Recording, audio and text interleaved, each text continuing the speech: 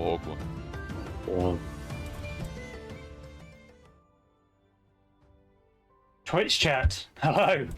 Welcome back on this fine Sunday afternoon. We've got some very, very exciting Nova Cup games ahead of us today. And to join me on the casting panel, I have Ofma returning again from yesterday, and a very special guest. We've got Mr. Drachir with us as well today. How are you guys? Very well. I am doing well. Looking forward to the games today. Oh, and I think this is a very exciting moment with Mr. Drachir showing his face live on stream. I've shown it before, but yeah. Ah, I thought you were shy, dude. How's it going, guys? Great. Yeah. Looking forward to some games. bangers. Amazing, amazing. So, I'm feeling pretty lucky actually because I'm joined now by not one but two top 10 players at the same time. Unfortunately, I just slipped out of the top 10 myself, otherwise I could say that we had three at the same time, but I'm kind of letting the side down a little bit. Luckily, you guys will be able to fill in for the skill gap that I've left behind. So yeah, should be a good one. How are you guys feeling about the game? It's pretty exciting actually. It's Boone and Toykan. I was very surprised it actually beats Ashton X God. So I'm very curious how they will do against Wither and King Dance. Though King Dance and Wither haven't played that much recently, so I think that might be a big disadvantage for them.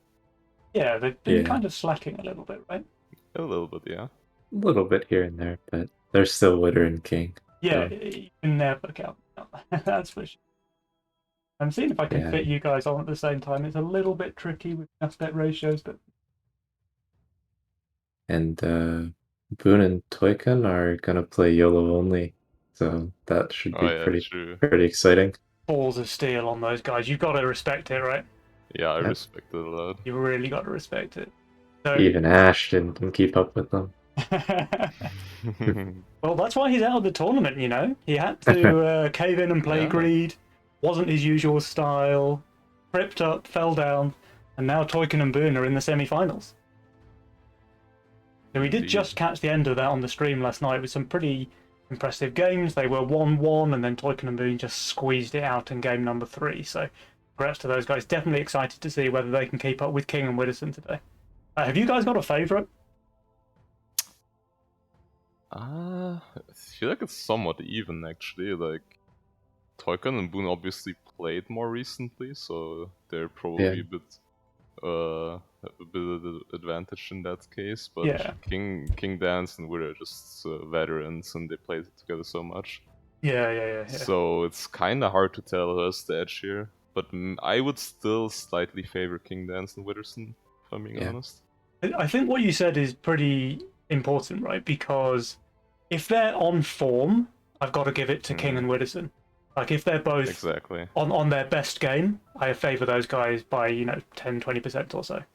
But like you say, like Widdowson's just come back from his holiday, so he's not played for a couple of weeks, and King Dance has basically not played at all since the May Nova Cup, right? So he's true. In terms of being on form, like those guys, if they're ever going to be rusty, it's going to be now.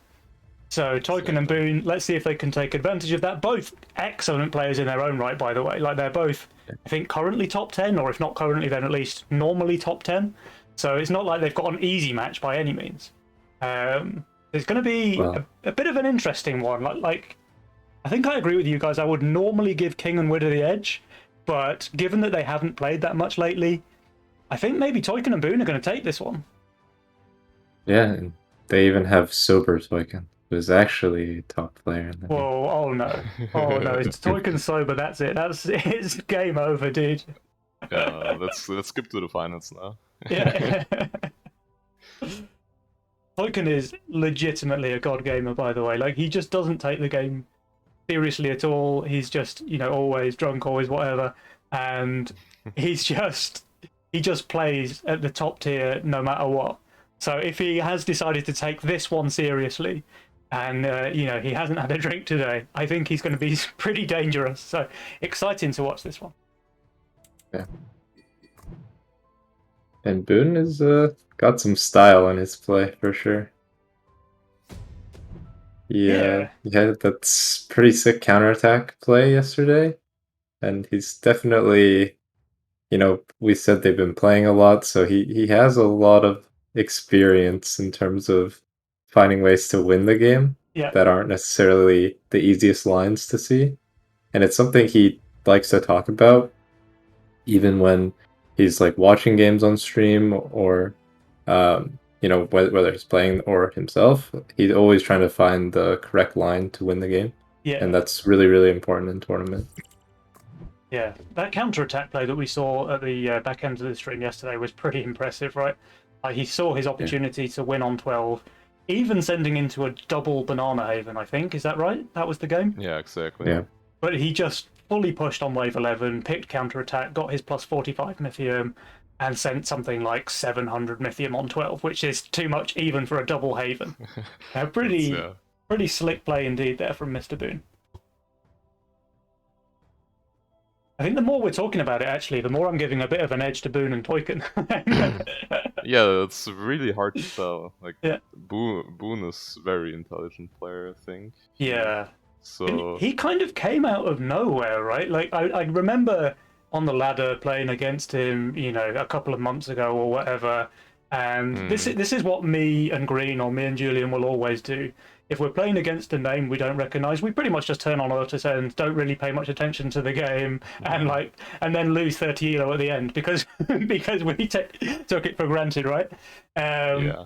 And then Boone was one of those who we kept playing like that against, and he kept winning every single time because we just made it way too easy for him. Like, we didn't give him the respect he deserved, and he just absolutely demolished us every time because of it.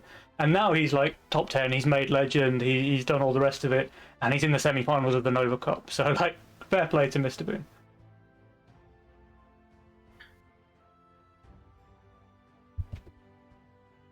All right, it looks like we're just waiting for Widdowson now, and then we should be able to pop into the game. Look at the amount of blobs in this lobby. It's absolutely beautiful. Yeah. Here he is. All right, guys, we've got a full lobby, so once the players are ready, we should be able to jump straight into game number 1.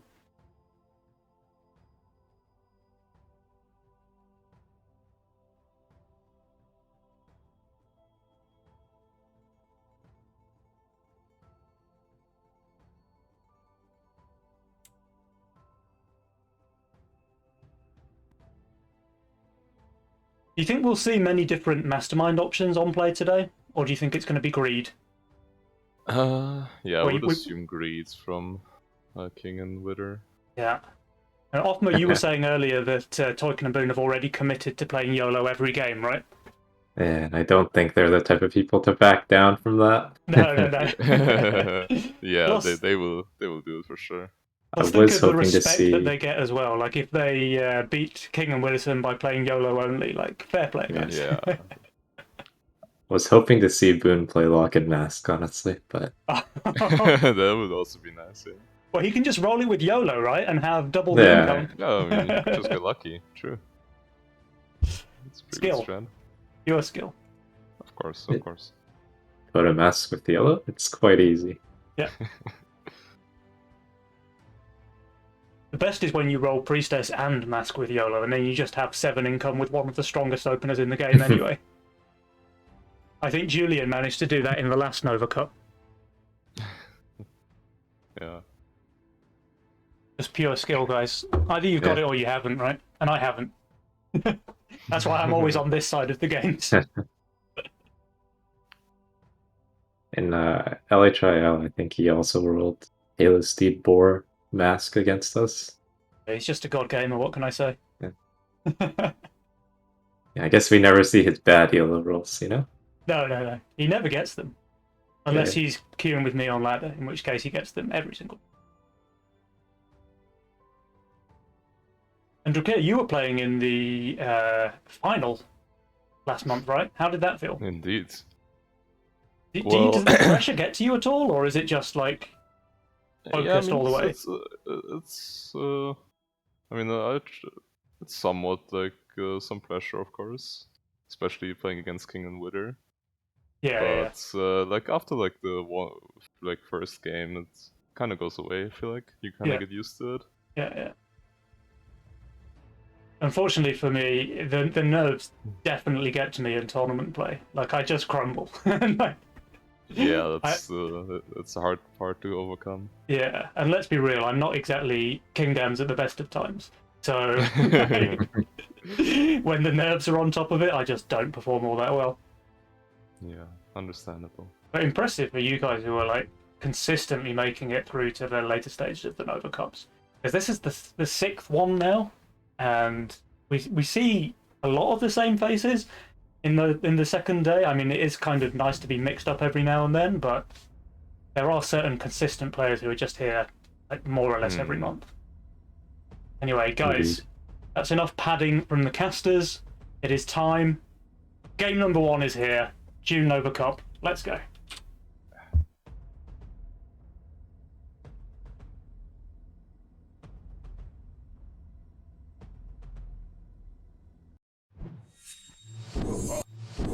There you see the YOLO.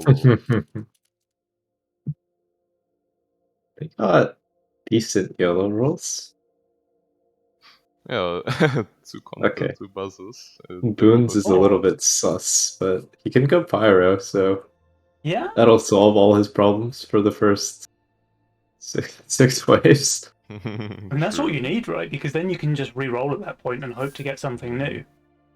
I think it's pretty solid. Like both of them have their early game covered, and they just need to hope to get something decent in the re-roll, but they don't need to waste that.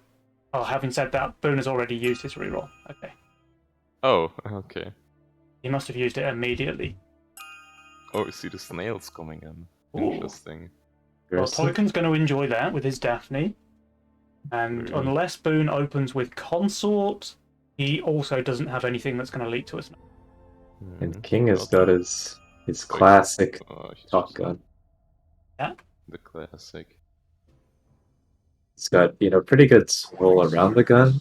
Not a real direct answer for 13, but solid early game cheap tanks like the Buckler and the Peewee, and then the Gate Guard, which is really strong for 6 and 9. Yeah. It's not an amazing gun roll. I think you need like Gargoyle for it to be an amazing gun roll, but it's definitely a good one. That's a decent one. He's just lacking some kind of like secondary carry.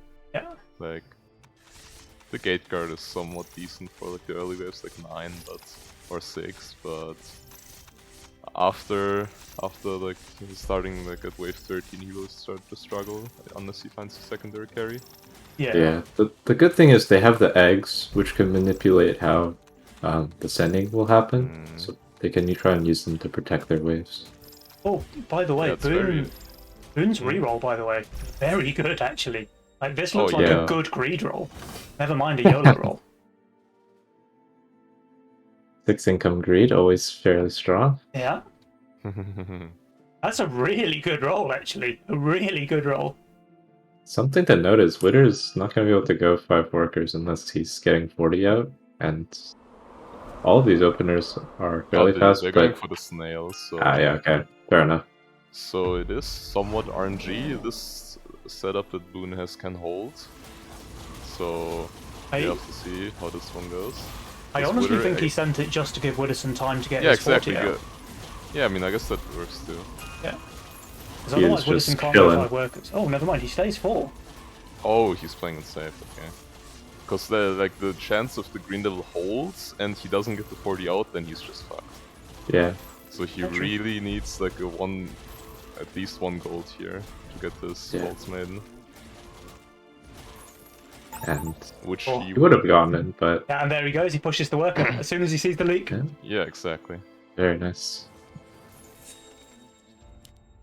Boone goes to 6. Worth noting, there is Dark Ritual and Venture, so we can probably assume some eggs gonna pop at 11-12. Yeah. That's gonna be interesting. And Boone not sending here, by the way. He's going to have a ton of pressure for Widderson on wave 5. Thing is, he also needs to hold the foresight when it does come. I mean, he gets another resend here from Dan's again, which I think he's just totally fine against, right? Like this second buzz that he added, just getting in the damage on the DT. Just gives him a free hold. Let's see if he decides to go 7 workers or not. Oh, and then King leaks to the leaking. snails. Yeah, that's what I mean. Actually... So without having a gargoyle, he just didn't have the perfect unit on 3. Hmm. Yeah, he chose to pre-build the buckler, hoping that it's not a full send, but Toykin went for the 60. I think he just didn't want to build 3 Peewees, right? Exactly, Yeah. He just accepted that he leaks small to 60. Yeah. Just for the trade-off of not having to build much on 4. Alright, Boone did go to 7 workers, he did save his Mythium. So what is And he's not Widdowson's getting a answer send. now to 5? Like, I guess all he can really do is drop a couple of bucklers, and it's just not going to be enough. Yeah, Wither is gonna have a lot of issues on 5. Yeah. Funny to think about is that Wither's full shifting here, and Boone could have sent him imps in income. And it would have That would completely be just funny. wrecked him. Oh no, I guess he built. he built it. Widdowson actually pushed 6 workers into the no-send, by the way. I didn't see Yeah, when that happened, yeah. but he might come to regret that next wave. It's Well, respectable, because on 5 workers you're probably still going to leak. Yeah. Yeah, there's no real... I mean, he would get one additional buckler, which I don't think helps him very much. Here come the send. This way he sent a dino in income, right? So that's fairly nice. Has a little bit more pressure. Yeah. That's true. But we see 160 cent coming into Wither. It's not very nice. Yes, that will hurt. That will hurt. But King Dance should be able to cover pretty well. Toykin is hardening. His value. This Mudman should tank most of the way. If it definitely just tanks the boss, I think he should get pretty nice focus there. And Boone should be fine against this brute with the Hardened Mudman as well. So these guys should both be fine on the YOLO side. And if we have a look, so Widdowson did actually reroll the Pilgrim, which is one of the best units on wave 5, but even that wasn't enough. Yeah. He's gonna get wrecked here, but he's gonna accept it and still be in an okay workers. spot. Oh, and King Dan's meanwhile, he's just smurfing. Look at this aggro in his lane. Yeah, he just perfect damage split there. Perfectly, very nice. But they're still Very, taking very some king damage. And Boone just holds there at the end. Yeah, they take some king damage, but if King didn't hold here, they would have taken a ton. Yeah, wave 5 can be brutal on the king. Especially when there's imps involved, right? And no kings from their snails on him as well. So they just shaved off 20%. Resends from everybody. I guess they saw these dehardens and looking for a snack. That's respectable. Boone is probably gonna sell and just build a nightmare. He didn't overpush. Understands like what he has to do to get this out. And now he's really strong on 7. Actually, they both get the nightmare out. Everyone is overvalued except King Dance. What a god. And even King's pre-building for next while we're building, so smart guy. Alright, let's check Toykin's lane because he received the brute, so possibly the one who's in the most danger. Although he is 35 overvalued. Yeah, so he should. He's got some pretty janky aggro though. Yeah, he's just fine, right? He's totally fine. Yeah, he has a lot of swift tanks. Looks like the only person who would have actually leaked would have been King to a real send, but it was just Income King. Like if this 80 send was Brute Snail, King Dan's probably leaks a couple of creeps. And maybe that's not even worth. I think the income is just respectable there from Toykin. Yeah, they don't necessarily want long waves, as they might decide to shift for double. Yep. Yeah. Jules is actually heavily favouring Boone and Toykin at the moment. 65% win chance on the right-hand side. I think that's maybe a bit too optimistic. It doesn't feel like they're that far ahead. Like, they are ahead, sure, but not 65%. Yeah, I think King in is a pretty good spot. They do have a one worker advantage and a little higher value around the board, but yeah, I wouldn't say it's that big of a difference.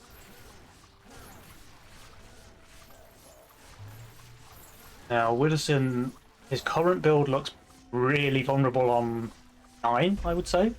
Like, we can see that he's got Millennium in his role, but Boone doesn't know about that. You shifted for the for the chieftain here, probably. I wonder if Boone goes for Ascend here. This long wave. The King and If he Widdowson are both does, going it's for income.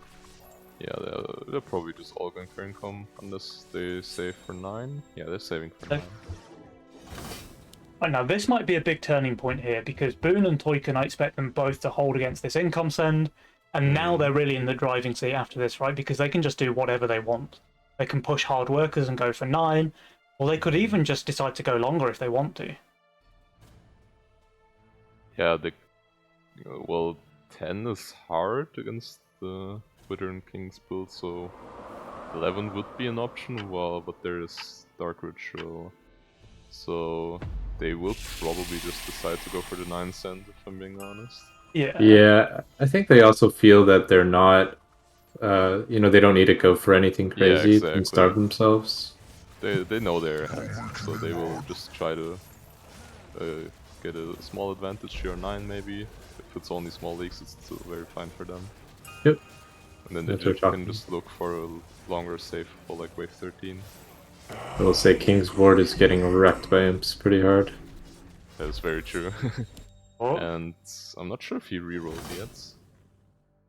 He did, right? He has the he has the Zerker now. But he doesn't have the gate guard anymore, which would have been really nice from here.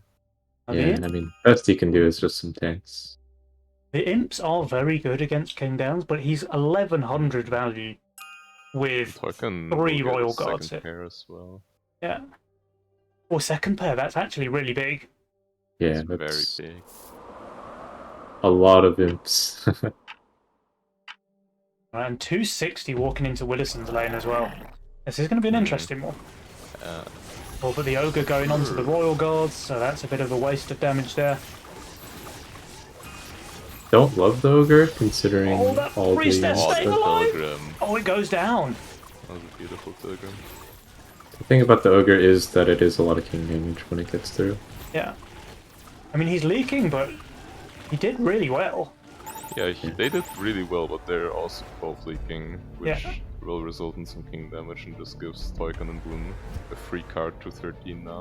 Yeah. It's interesting that Witter chose to save instead of incoming. Maybe he just felt like it wouldn't have given him anything, so that's fair enough.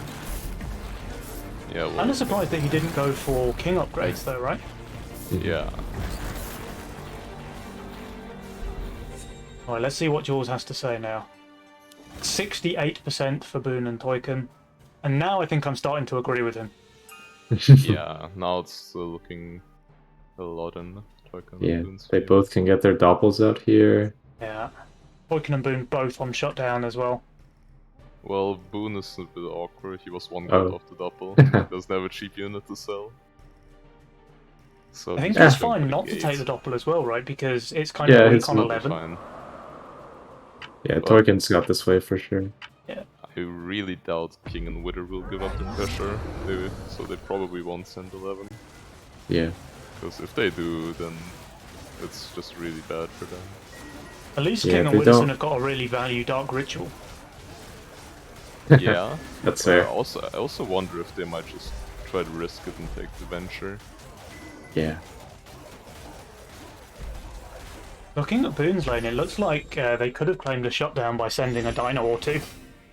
They that was pretty close. Everyone's saving, and we see King already taking the Dark Ritual. Yeah. Widdowson's really far behind now on the power score. Yeah, that early game's kind of put him behind on workers, and then he didn't really recover. Like, just it happened again on 9 that he leaked hard. These YOLO gods just showing Team Abrasiert how to play here. Okay, so we see Hardens on both. Okay, so they did expect the 11 send. But to be fair, both of them are just gods on 12, right? Yeah, exactly, so that's why they're hardened. They're not really scared of 12. And Toykin went Giant Snail, Witter went Giant Snail, and Boone took Dark Ritual at the last second. So I wonder if he's gonna see some 12 cents here, maybe. Yeah, I mean, Witter is definitely not the strongest on 12. Yeah. King is probably just... They are going. They do go. Okay. Yeah, both teams are going for the 12 cents. Probably just to make sure that nobody gets a free venture. Yeah. Yeah. I feel like Boone is just a god here, though. Like, he's got the Dark Ritual Gold, he's got Consorts, Mudmen, Doppelganger. So in theory he should hold, but sometimes Doppel just decides to die. So let's see Very true. how that will go. Yeah, I mean, they're both on value, but obviously accidents can happen. This is just King's best wave by a long way, though. He's got the tanks, he's got the damage. I think he should just hold against this send. Yeah, he will do really well. I wonder if we'll see some eggs after this, if they do hold cleanly. I would expect so, right? Yeah, they probably need to do some eggs, because they're really weak on 15, so they kind of need to protect that. So Boone is just holding as expected. Toykan will leak, though, and that is shut down, 25 gold. Oh, we see it. Oh, King Dan's actually leaked as well. That is some decent gold. So they... I actually expected King Dan's to hold here. Will do some damage. Oh, their King's dropping so low now. Yeah, egg will be risky, and the benefit they could have is that Toykan and Boone might not go for a hard push if they want a 15. Oh, King and Wither are pushing everything, so they're looking for a 14. They're actually, yeah. They're going for a 14 undercut. They just understand that they just lose on 15, so they're just trying to undercut them. I wonder if Boone and Toykan will read this. If they're paying attention to King and Widdison's units, then maybe. Yeah, the thing I'm worried about is I think King might just not hold no send. On this He's wave, on really high value, to be fair, but... Yeah. But he just has 0 damage on this wave. Exactly. But now that he added this Peewee... Oh yeah, now he holds. Yeah. That's the difference maker. Actually...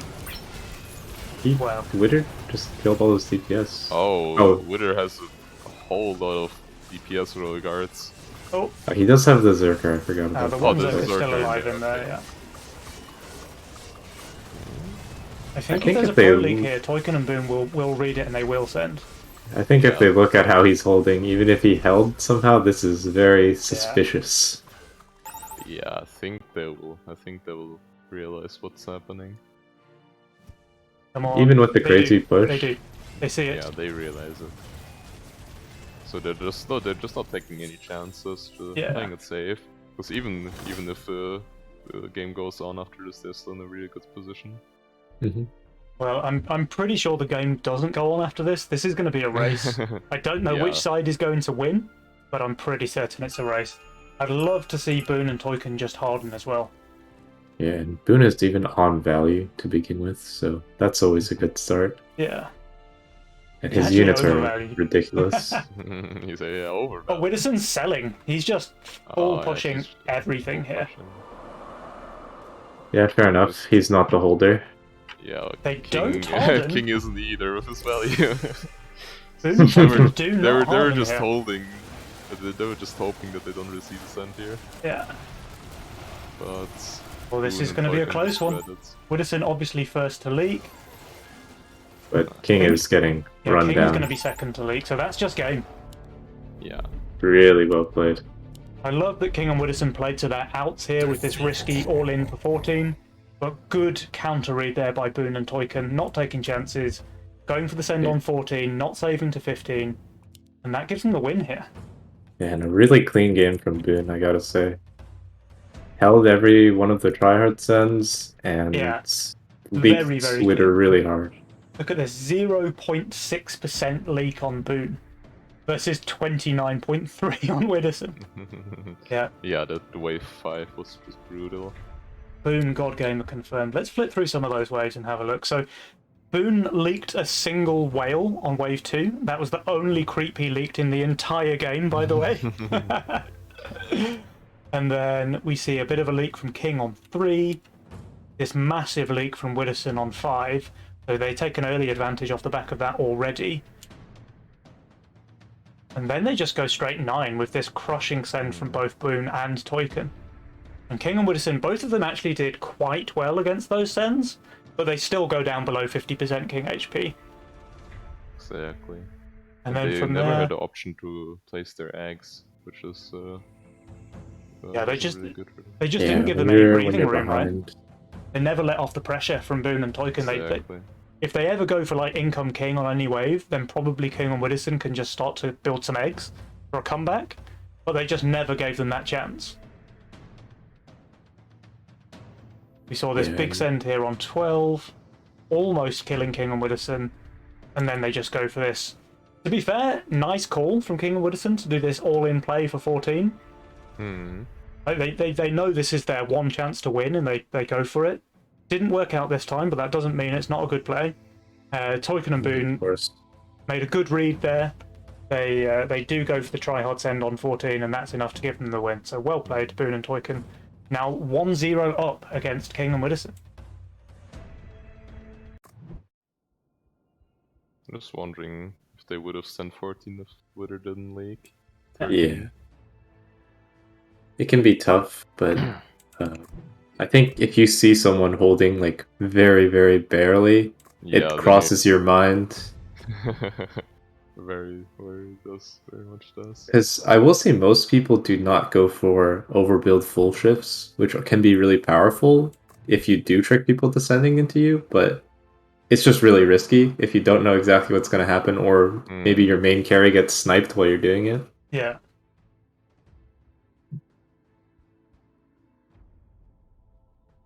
Right, do we have... Okay, the lobby's open, by the way, so... Oh, yeah. King Dan's letting Boone know that he had a nice yellow roll. Not that he's salty at all. Yes.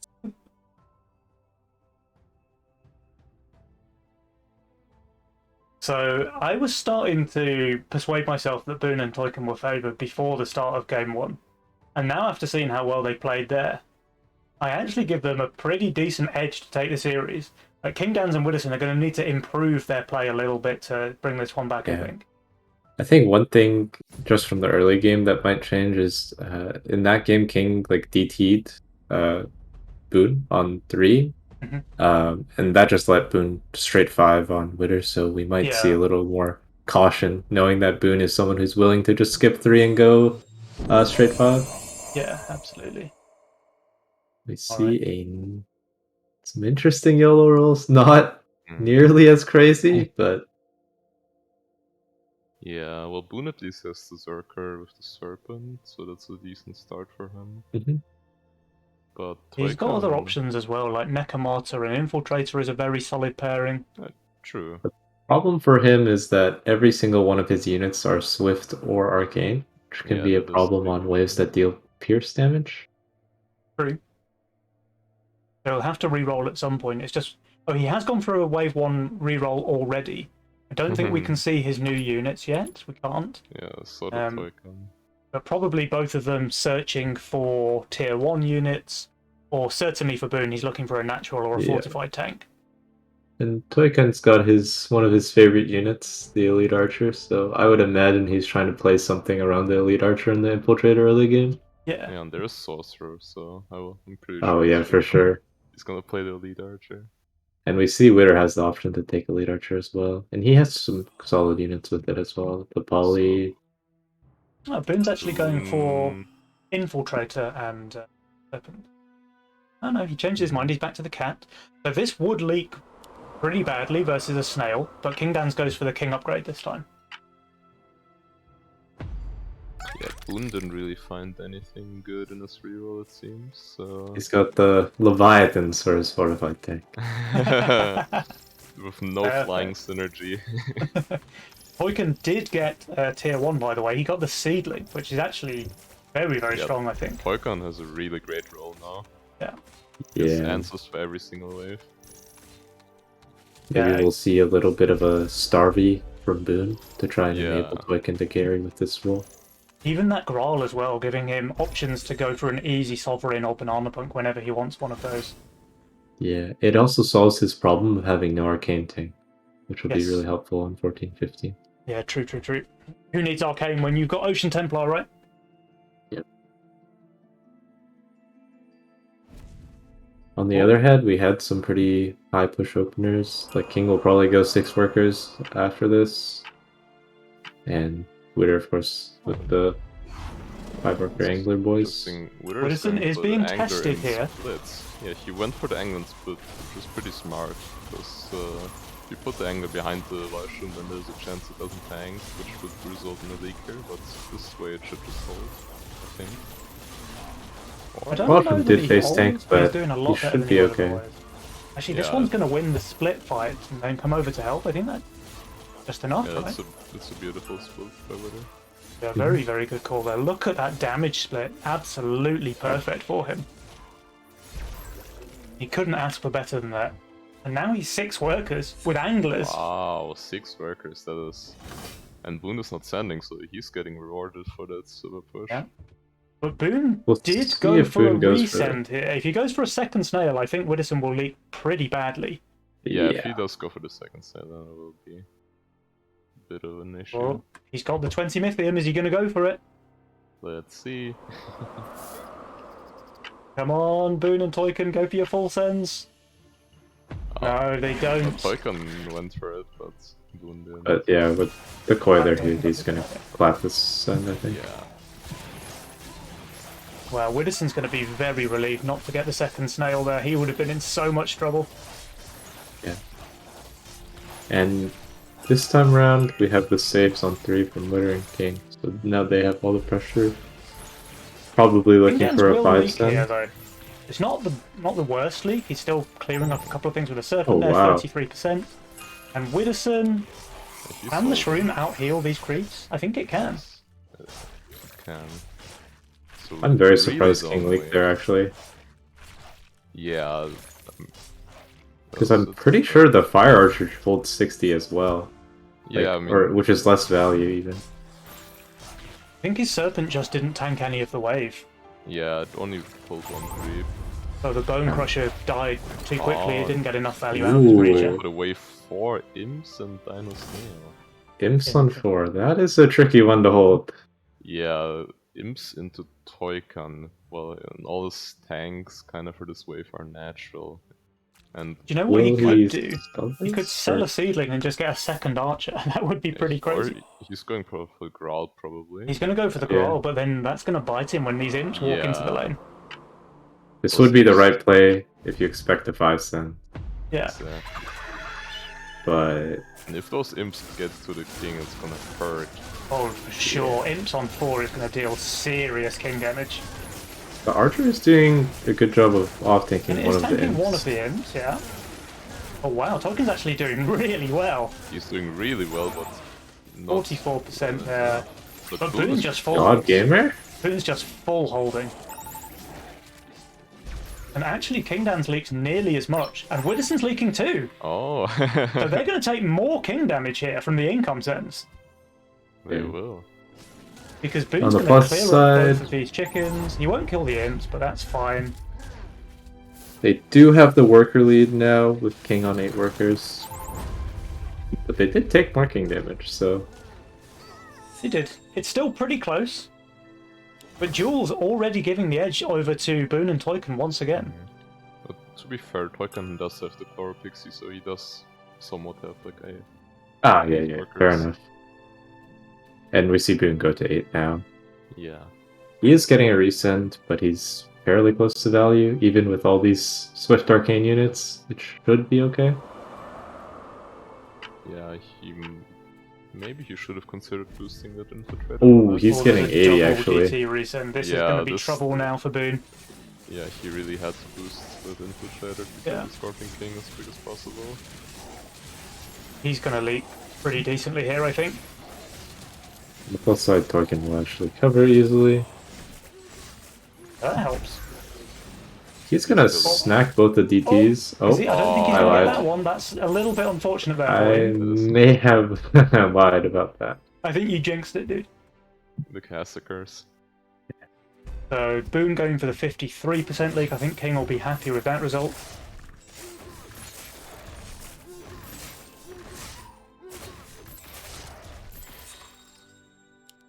Alright, here's some big income sends coming out on 6. There's 100 going into King's lane, but he's going to be over 600 value. There's also 120 going into Toyken's lane.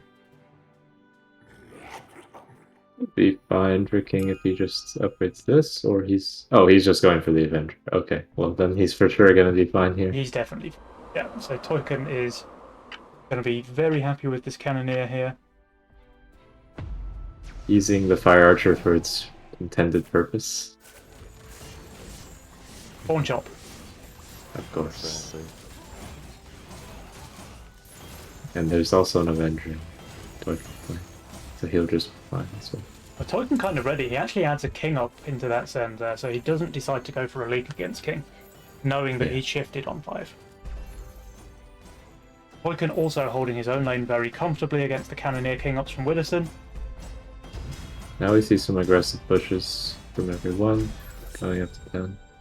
More income. This game is so, like, snowbally at the moment.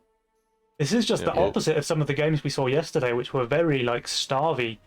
These guys are just pushing hard, sending income, trying to take this to the late game. And actually, King Dan's, he now has the Butcher in his role as well. Now King actually has a really juicy role. A really nice role, yeah. That Lifesteal Sovereign. And what's really important is that he still has Serpent in his role. So the one kind of weakness of the Sovereign with Lifesteal obviously is 4 Eyes. But if you've got a couple of Deep Coilers, that's not really a weakness anymore. Yep. And he has great tanks for it as well, the Mudman and the Gargs. Yep.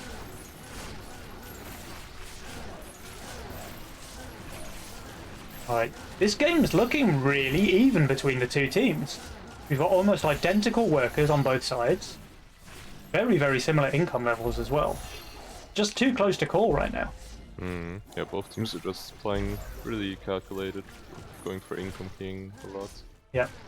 Not really trying to break their opponents just yet. I feel like this game seems a lot closer than the first match, right? Yeah, definitely.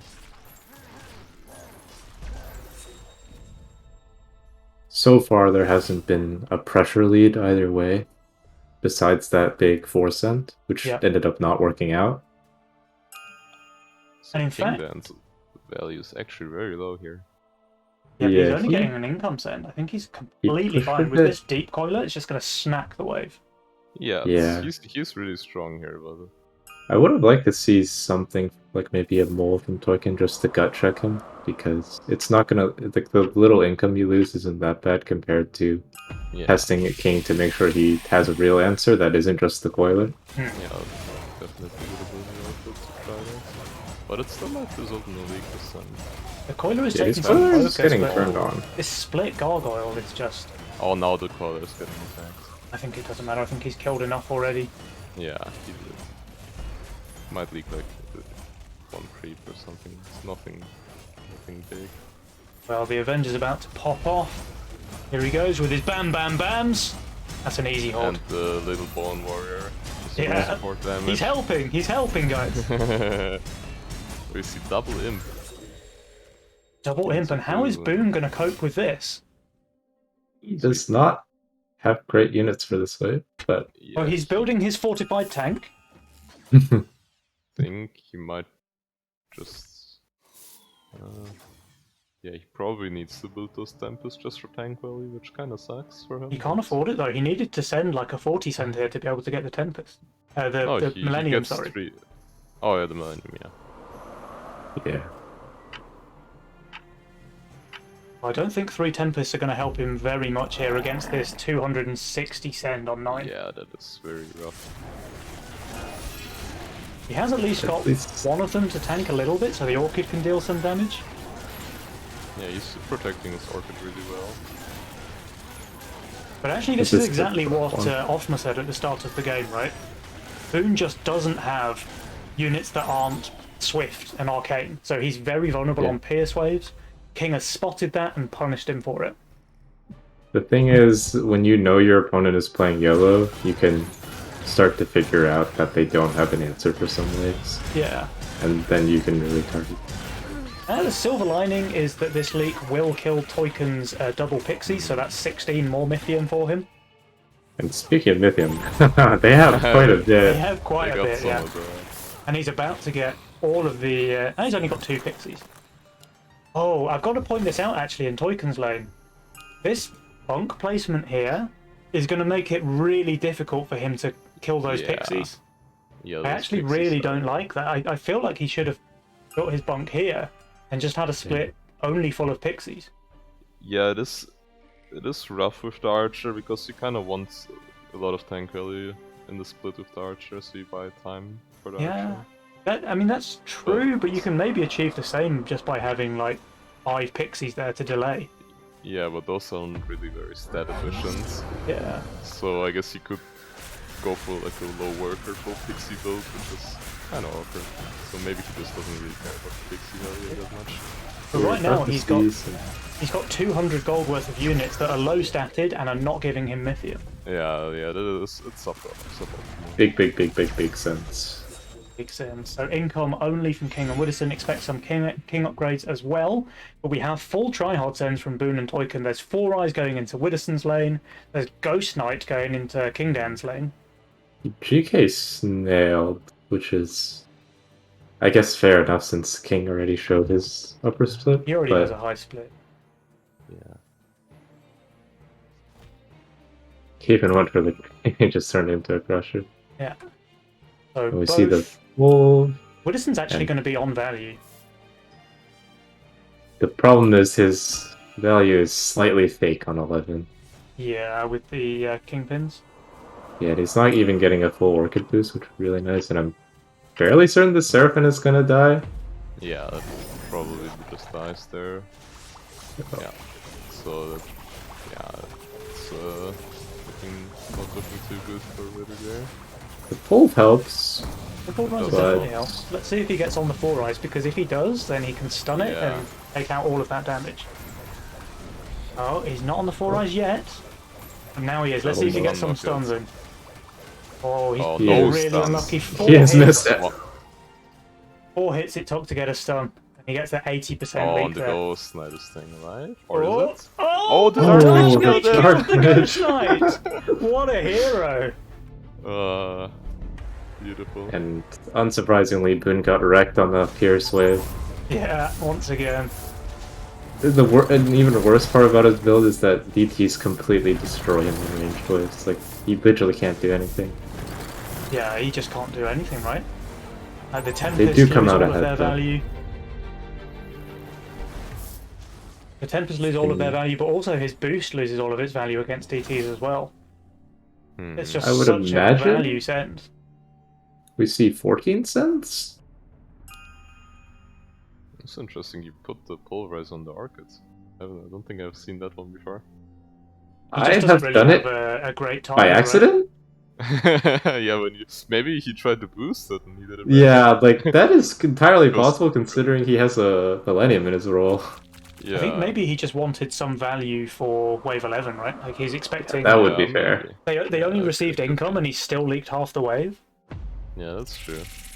So if that was a full send from Kingdoms, he would have leaked massively. I think he just wanted some extra damage. Would indicate that it's going to be a long save, or longer save. Yeah. When do we think the players want to go now? Because Toyken's looking very strong. Oh, actually, look at this. Toyken's Sorcerer's on his Haven, not on his Trinity Archer. Yeah, it makes sense. It's a more expensive unit, right? Yeah. It is. I think there are comparable values. And again, it's definitely better value for him on 11. So maybe similar to Boone, you know, going for the Pulverizer on his Orchid instead of the Berserker or the Millennium. He's just thinking, well, I need the value right now, so I'm going to put it on my Haven. It's true. We're just full building for 14, 15, understanding that 13 is not a possibility with this unit in the game. 16 would be amazing against Kingdans and Widdowson. It's just whether Boone and Toyken can ever get there. Yeah, I think we would just see both teams going for 15, honestly. Yeah, neither team is pushed enough to go for, I think, a huge 14 cent. But, I mean, King has a good amount of workers, and Witters didn't full send on 11, so he has actually quite a bit of mythic. Well, here it comes. It's wave 14. So let's see. Oh, Toyken and Boone, they go for income. So this time the The roles are reversed. These guys are going for the income king. King and Widdowson are going for the break. But with Boone getting the Doomsday machine out, and actually Leviathan Tempest very good on 14 as well. So this... The one problem for him is that he's getting 2 ogres, which completely wreck all his units, besides Orchid. True. But he has a shot of killing the wave. Yeah, this is Boone's best wave, right? Really well. And this is Toyken's really strong here as well. I give these guys a decent chance of holding or at least leaking very small. Yeah, I think Toyken might just fold. Yeah, Toyken is so good on this wave. It sends a big. There's 540 walking to Boone. There's 580 for Toyken. Let's see what happens. His bunk dies really quickly. Oh, the Archer is staying alive even. The Toyken there. Absolute legend. Oh, that is insane. Just look at that Archer. 4% HP, getting out so much extra damage. That's an easy hold for Toyken because of this. Yeah, that's the difference maker. That's so clutch. Yeah. And Boone doing a pretty good job. Sniped an ogre, killed all the way. Yeah, so that's really good. Taking any king damage while they send income king, so they're now really far ahead in the income. And now Boone and Toyken can think about 16 if they want to, or even longer. To be fair, they're not actually... They are ahead from that trade, but King is actually on insane workers. Yeah, King had a lot of workers pushed, so he does actually have the income lead. And will we just see a 16 finish with this amount of push? Well, we don't see a lot of push on Boone and Toyken, so I think they might try to go for some overbuild play. Yeah, and it's fair. They have the king ups already. Like 16 is manageable. Yeah, and especially with like AoE type units. And same here. Just like Boone doesn't really have a great tank for 16, which might. Yeah, he's got the Orchids or the Theta, I guess, as his best tank. But he might just commit to this full DPS build and just try and do as much of the wave as possible. Let's see what they go for. We also did see Toyken shit some value, so that might lead them into sending. I think they're trying to bait that 16 send, yeah. Exactly. Can work really well. Or they're just sending 16. They are just sending themselves while not having pushed any workers. Yeah. That is interesting. Well, Kingdans and Widdowson are both just going to be on insane value. So King's going to be over 4k. Actually, both of them are going to be over 4k. Yeah, trying to find the line that they want after this. 18? Maybe 18? Perhaps? Like, Kingdans looks pretty weak on 18. And Toyken... Widdowson is probably their best hope there. If he just goes for, like, Orchid spam or something. The thing is, I think they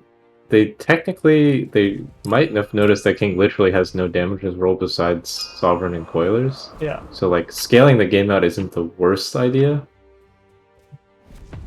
Into something like 19 where they're actually quite strong.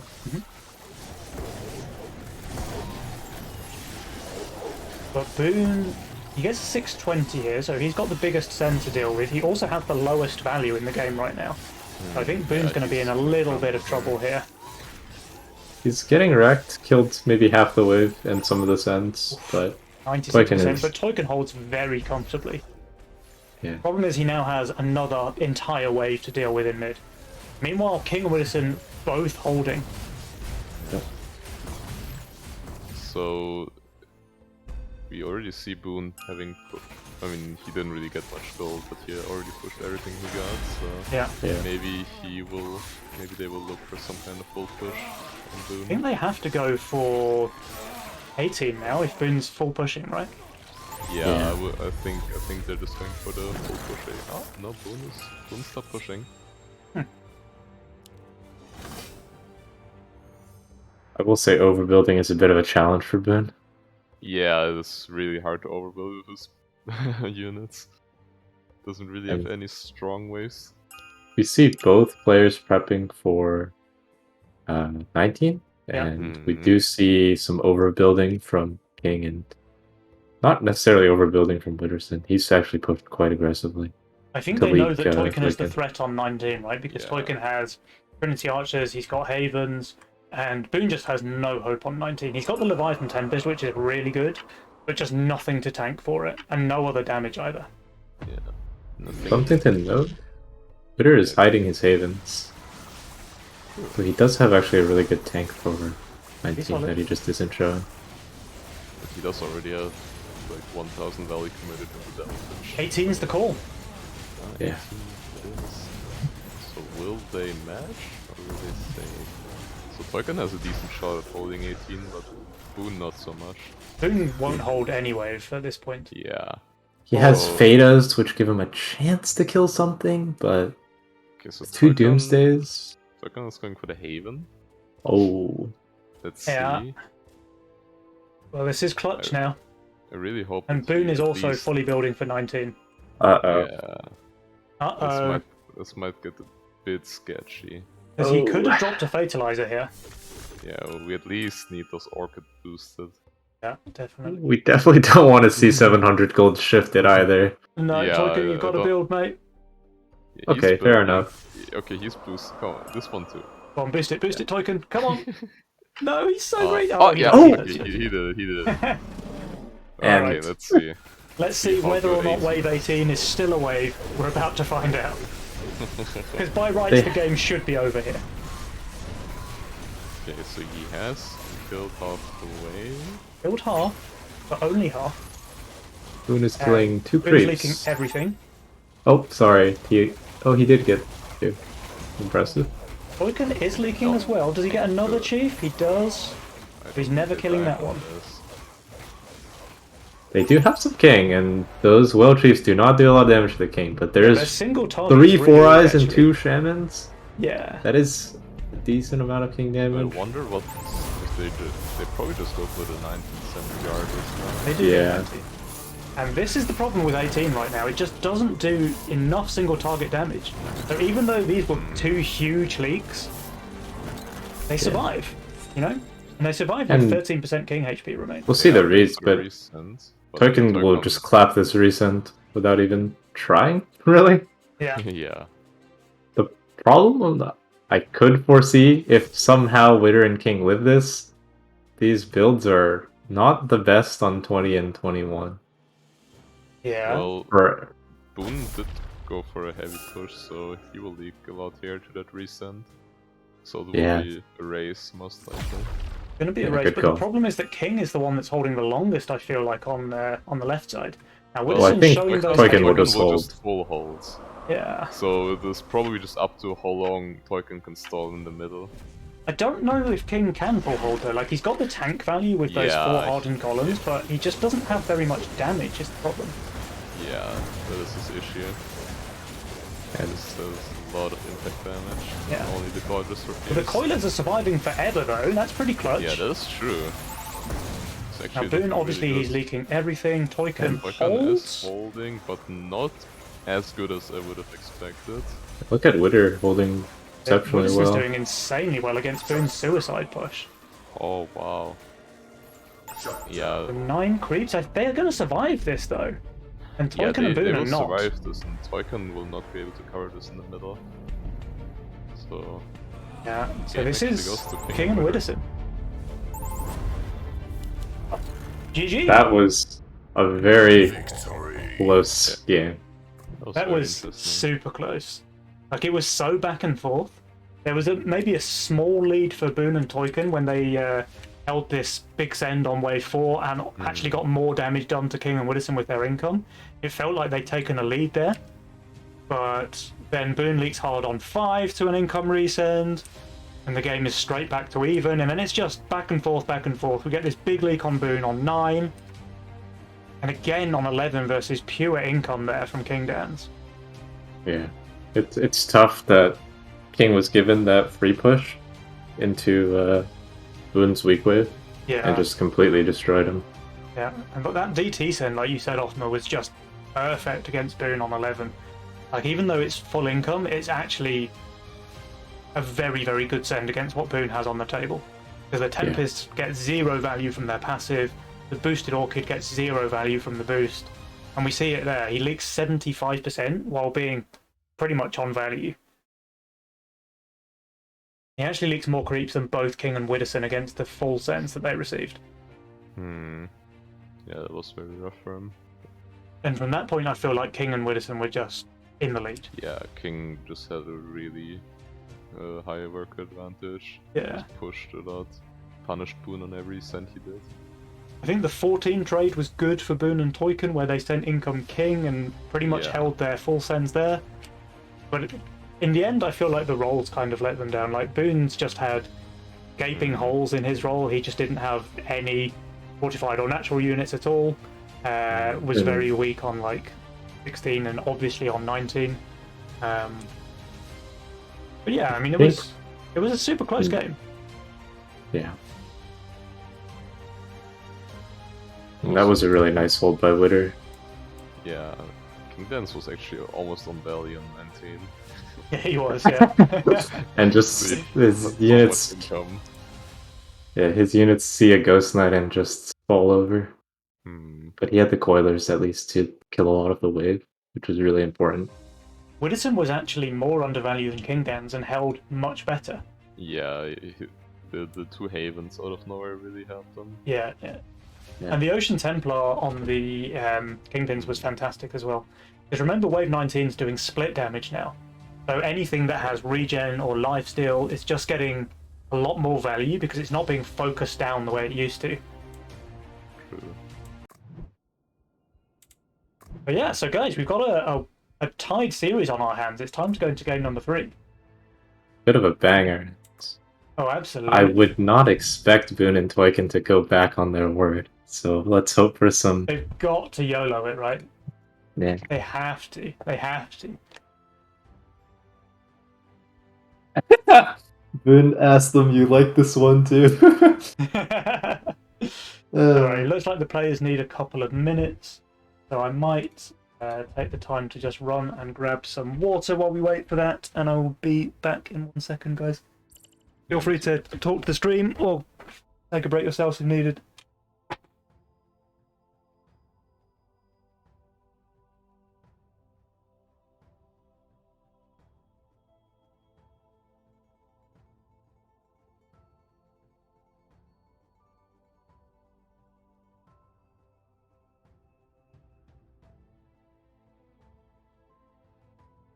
Rewatching Witter's hold, it kind of felt like the third ram was not the best send. Like he needed a little more damage in the send. Oh, it looks like they have started the game, and I'm all alone. And we are gonna see the YOLOs again. Oh, they baited us.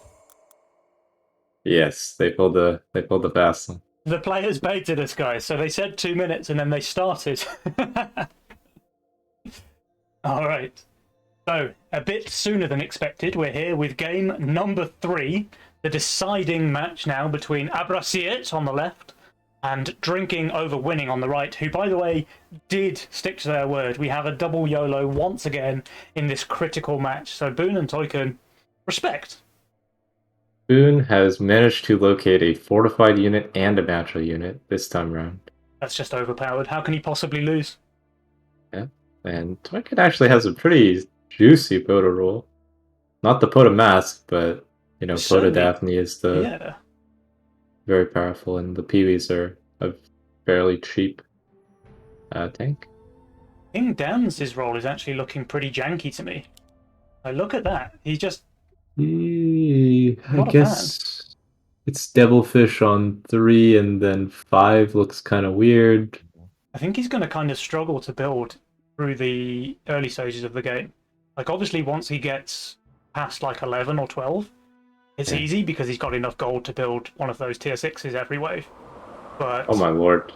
Toykin's reroll is absolutely insane. Just switch to playing Adam Steed. Oh, nice.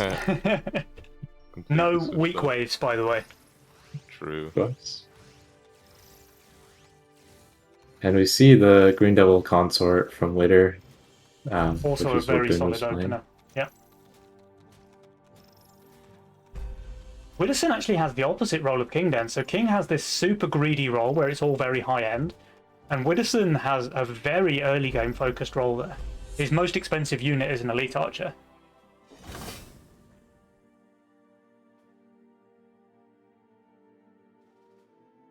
Right, Widdowson does add the buzz here. But Boone, I think, is not going to test him with a snail. Seemed that way.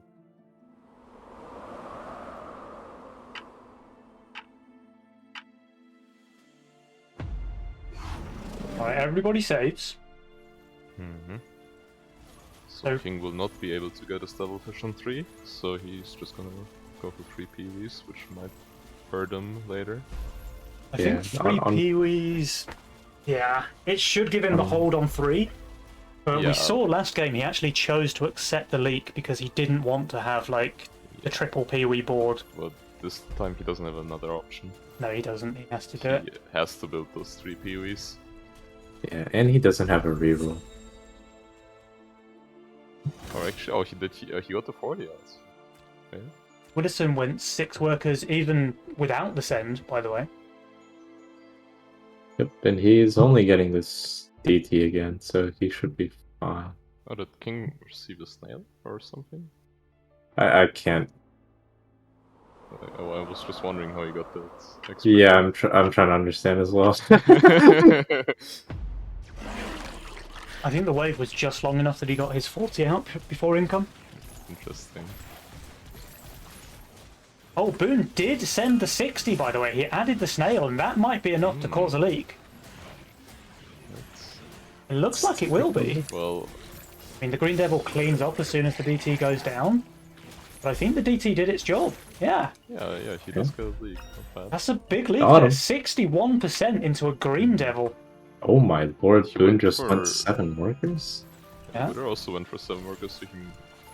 Oh, he's probably fine on Forest though. He's getting his consort for sure. Yeah. And Boone doesn't have much to resend. Yeah. But he might still go for the full resend. Boone getting bailed out a little bit with this super aggressive push. He would get completely wrecked by a 60 re. Yeah, he's not even able to get a 5-stack cat here. Yeah, I think he's maybe regretting his choices. Or there's no way he's shifting right here, right? Is he actually? Oh my god! Wow, that is balls of steel on Boone. He would have been completely dead to any send from King Dance. Yeah, that is actually insane. But that is a game-winning play, so because now you can just get the Harbinger, which will allow him to hold the next 3 waves for free.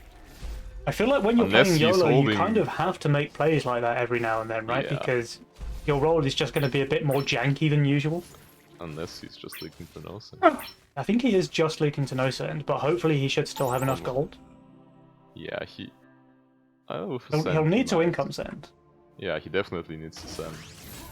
But... Oh... Yeah, he gets it. He gets it. Okay. Oh, phew! All good. But they are saving. They're continuing to save. Yeah, I think they may recognize the situation where it's like he shifted leak no send, he's gonna income. Yeah. So yeah, exactly. They realized that, so they're probably just looking for wave 6. King is up to some suspicious business here as well. He really is. Does Token go for the full send? He does not. He went for a lizard, which is also not the best set against Ka. Yeah, I mean at least it's developer, so it's not too bad. Yeah, it's getting some value for sure. It turns out that King doesn't have a tank actually that's good against lizard, so so it's the perfect send is what we're saying? All planned, but I think he's just fine, right? Yeah, he's fine. And Widdowson also fine against the Fiend. But they do continue to save. Okay. I don't know how King Dan... Toykan is not standing, so the King Dance is really happy about that. Her values are suspicious, to say the least, again. Yeah. And Wither also has to... Like, these builds do not hold income, but they are luckily not getting any. So I wonder if we will see some ogres. Yeah, those are pretty deadly on 7, especially into this guy. This is looking pretty spooky now for Boone and Toykan, because both King and Widdowson are going to get ogres pre-income. These guys are going to be in trouble on 7.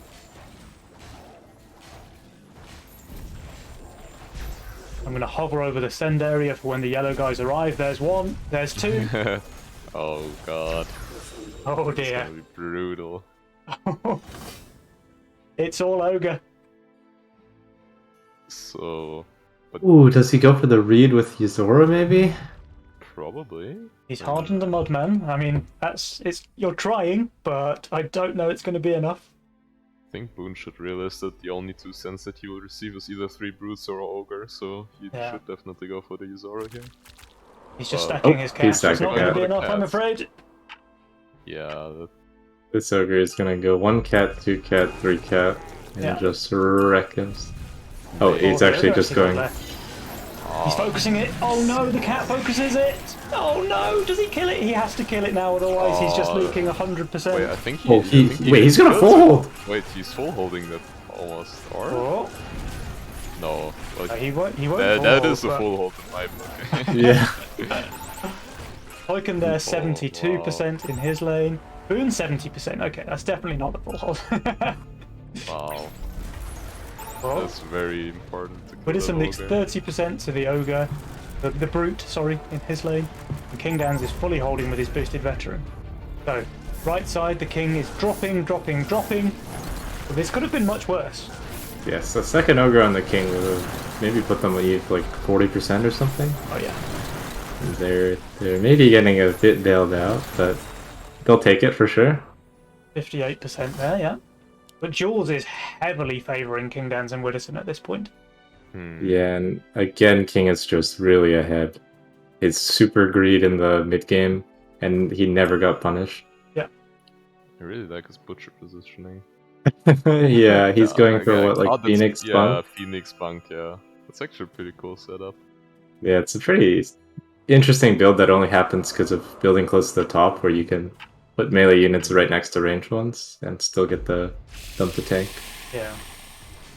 Yeah, and King just pushing his lead, sending income. But let's see. He's so far ahead, actually. He just has 35 more income than anybody else in the game. And more workers, and he's not behind in value. Uh-oh. They are going for the late so. They're going to test him. The imps, though. Like, we already see the veterans on King's Lane.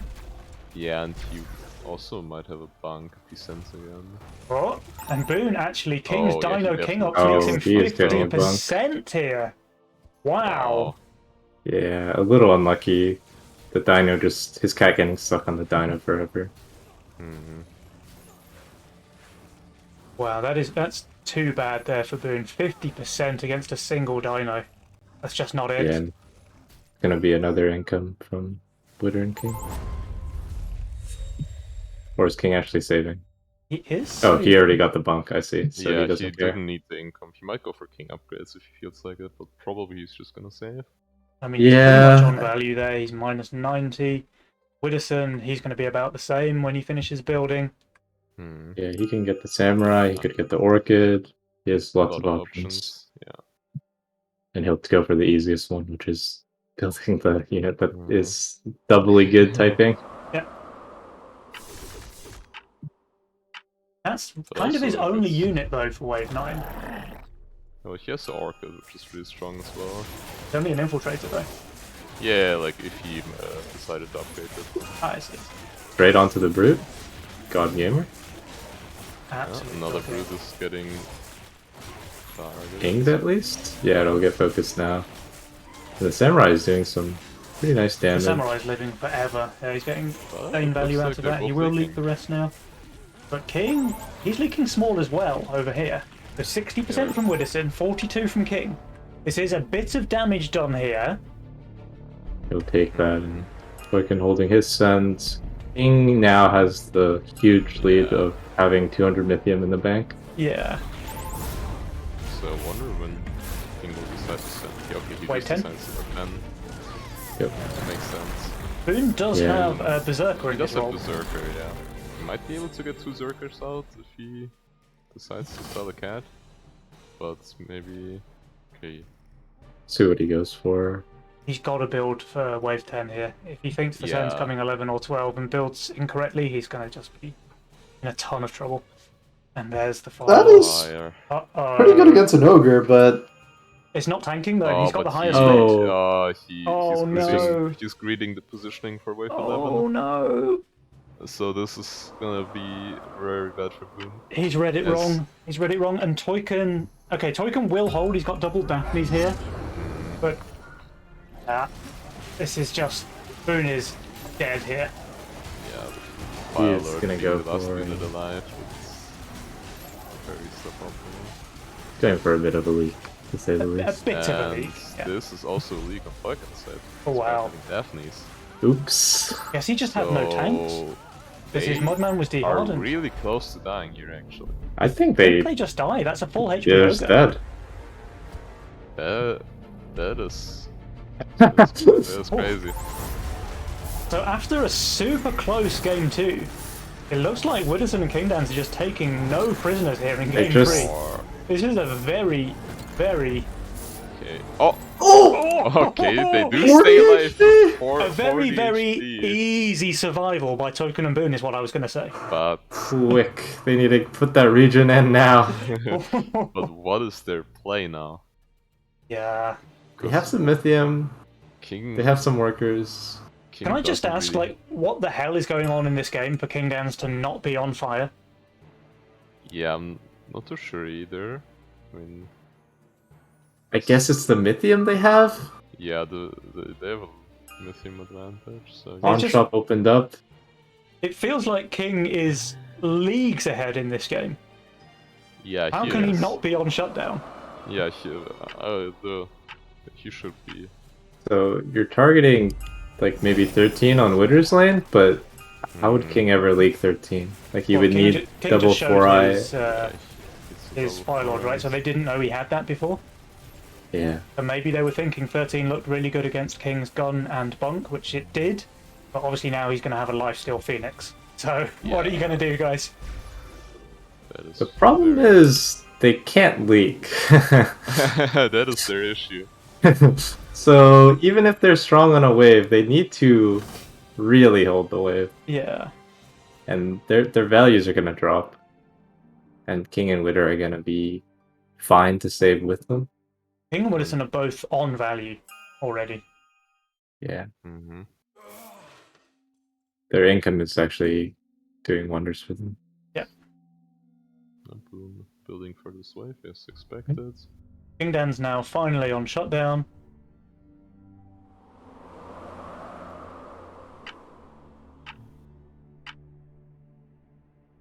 And a good read. Prepping for the wave that he looks for some. Can they ever go 14 on Toykan and Boone? Toykan could go for the double 4 here if he wants to. He does. And he He's will. going for it. Well, he doesn't get the second one in income, unfortunately, but... I'm sure he knows he needs to go. Okay. Okay. Oh, this is really bad for him. He didn't Yeah. go for the double 4-eye. It's really bad. Double 4 is the only way of leaking Kingdan's build. Kingdan's is pretty much on this value there. Phoenix is just gonna smurf. Yeah. It even has Butcher on it, or the headshot on it. Like, it's really hard to kill. And on valleys, so this will just That be is the easy favorite hold. way. And it's probably going to be easy holds for both of them. Yeah, Boone, but I think, also should be going- able to hold his own send, which is nice. Toykan's gone for Harden, so he might not leak gonna- too badly. Gonna boost his orchids? Yeah, Yeah, okay. he is.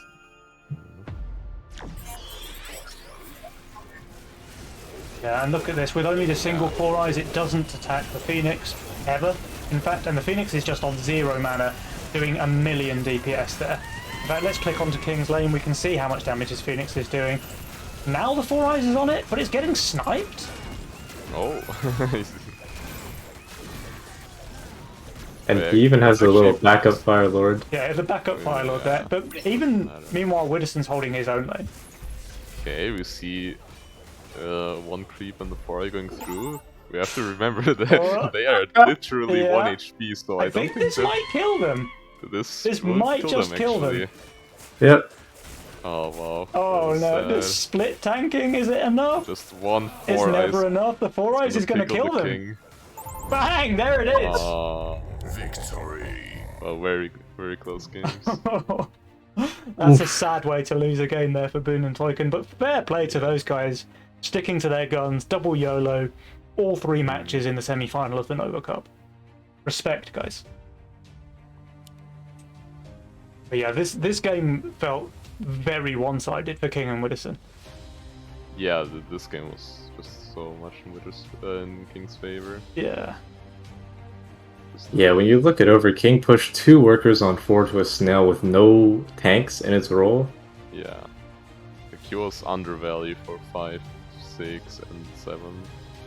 And on 7 he only got income King, so he didn't even get punished for his undervalue. Toykan could have sent 80 Mythium on 5, right? I think King would have leaked half the wave versus like 4 snails. Yeah, probably.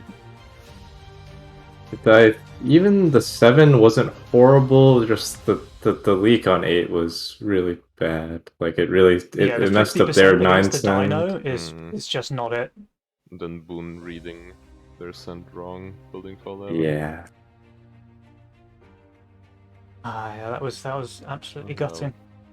Because he would probably have done okay if he'd managed to put down 2 berserkers, right? Yeah, but I assume Toykan wanted to cover 10. Yeah. So.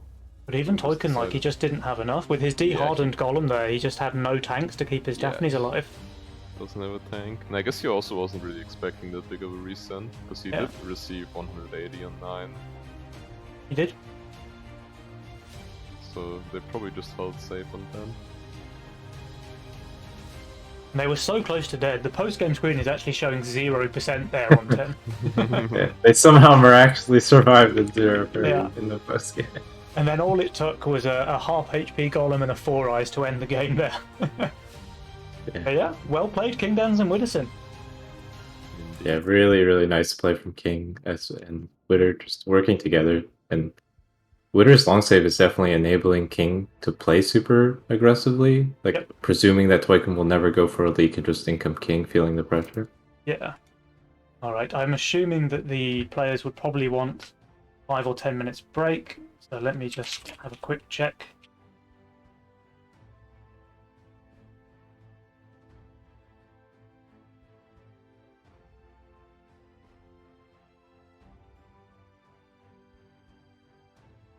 Looks like Aviator and Chuvis won their other Oh, let's have a quick look through their matches, see what we can see. Yeah, so it was a 2-1 there for Aviator and Chuvis. So that means the grand final is going to be Abrasiert versus Fiesta. That's spicy. Yeah, the top 2 seeds. Unlucky there for Burnt and Green going out of their semi-final match. And same for Boone and Toykan, but it looks like both games were pretty close. Going 2-1. Yeah.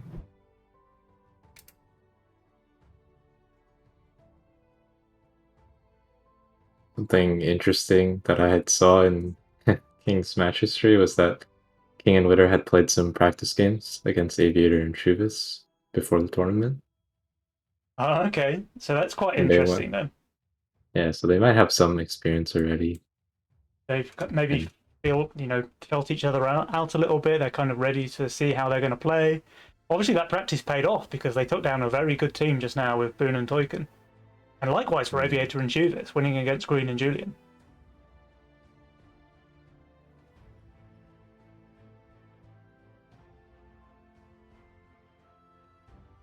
I'm just waiting to hear back from Aviator.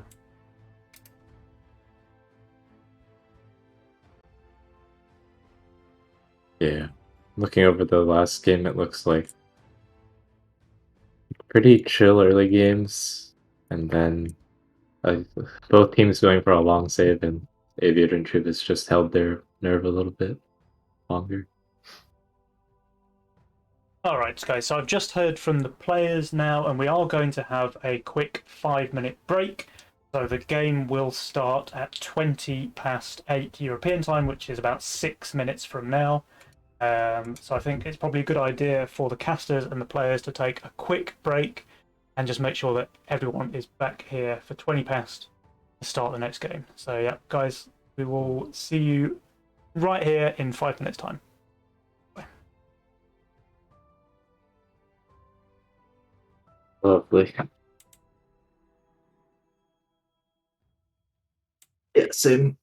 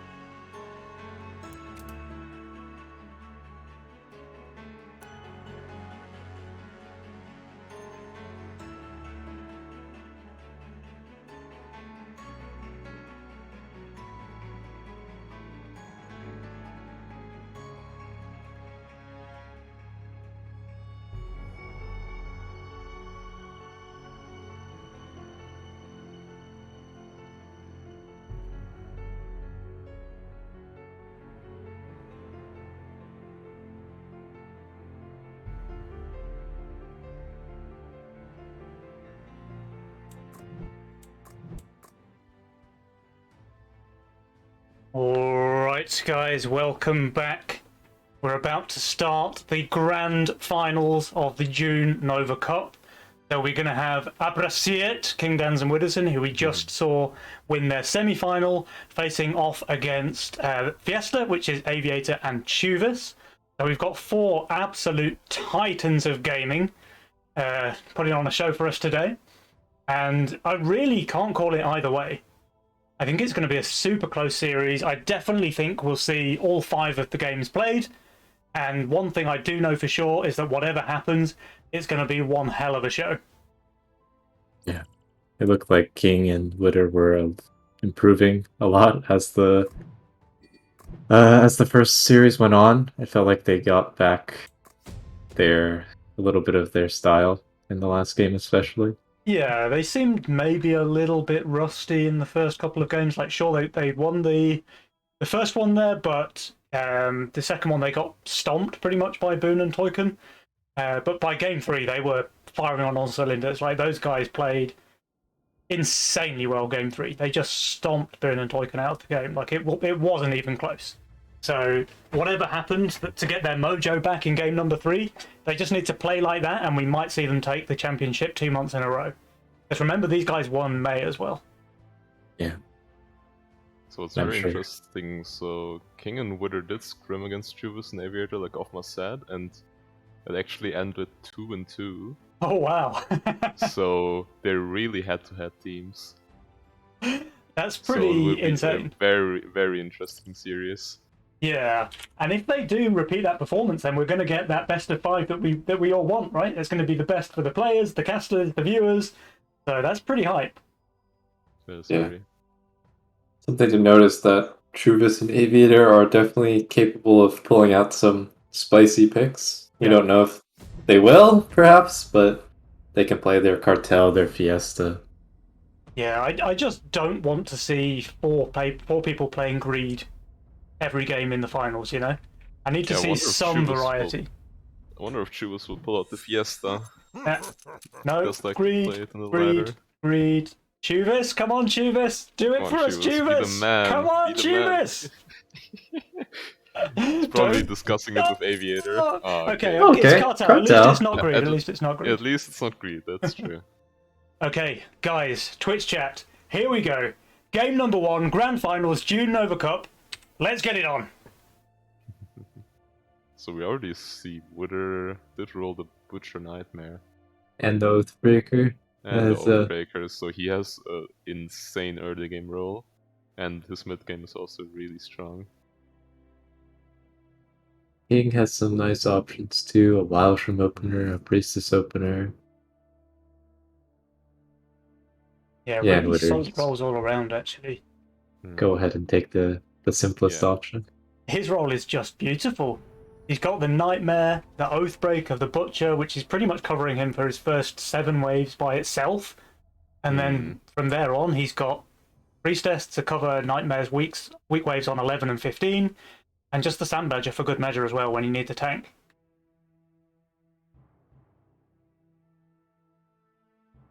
Very aggressive roll on Aviator, meanwhile. Look at that. Pilgrim, his most expensive unit. Yeah, he can do the infamous 6-stack Lioness with Pilgrim buff if he wants, but probably we won't see it. Sichu was saving on run. What a tryhard. Yeah. What a tryhard. A massive tryhard. Nightmare. Trying hard in the finals of the Nova Cup. Just disgusting. So he's either just gonna income King here, or he's gonna just go 3 to try to punish the Nightmare.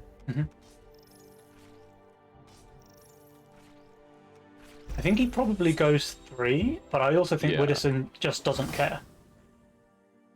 Yeah, that's pretty. With Cartel, he actually gets the 5th worker without sending. Yeah, that's quite nice. Very calculated. A nice interaction. I thought Travis likes building his atoms on the right side. That's interesting. I wonder why he's done that. Just to be different? Maybe. No, I'm sure there's like a very deep reason for it. Well, Aviator's very happy to get this King up here. That gives him 6 workers for free. not too sure if it actually does. Yeah, I'm not sure he wants to build some buzzes and hope Yeah, for the because best. he would only have around like 70 gold to spend then, so he probably just wants to get a bigger unit out here, so he can push more after. I mean, I think he holds with a single buzz here. True. But he goes for the serpent. Okay. The most Widdowson can possibly send is a single snail, and that's after income. Yeah, Yeah, that's true. that's fair. He could have played it a bit more greedy, but he probably is just gonna push Nelsint here after. Just wants to get a bigger unit out. Chuvas did not send the 60, so Very only going mean. for the lizard there. Wow. And this is actually the old school of break positioning. Yeah, Which, we're just doing that for the butcher, I would assume.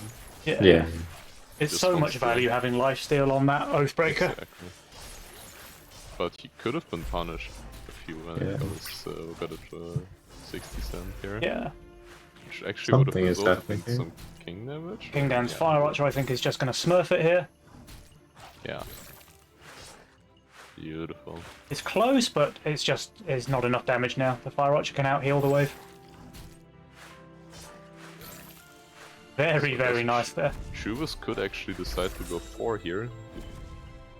But he only goes for one snail. He's Snail. Yeah, like Giving up. that's the issue about this build specifically. It is actually very vulnerable on 4 if you get a 60 cent. But he does have the split, so he's safe. Yeah, and against a single snail, I think he's just fine. Yeah, against the single snail, it's fine. And like you said, Aviator pushed to 6 workers after building on 3. Mhm. But I wonder, does Widdowson actually get his butcher out? Might be a bit close. Yeah. I think with the +6 from the snail, Yeah, it might definitely just does. be enough.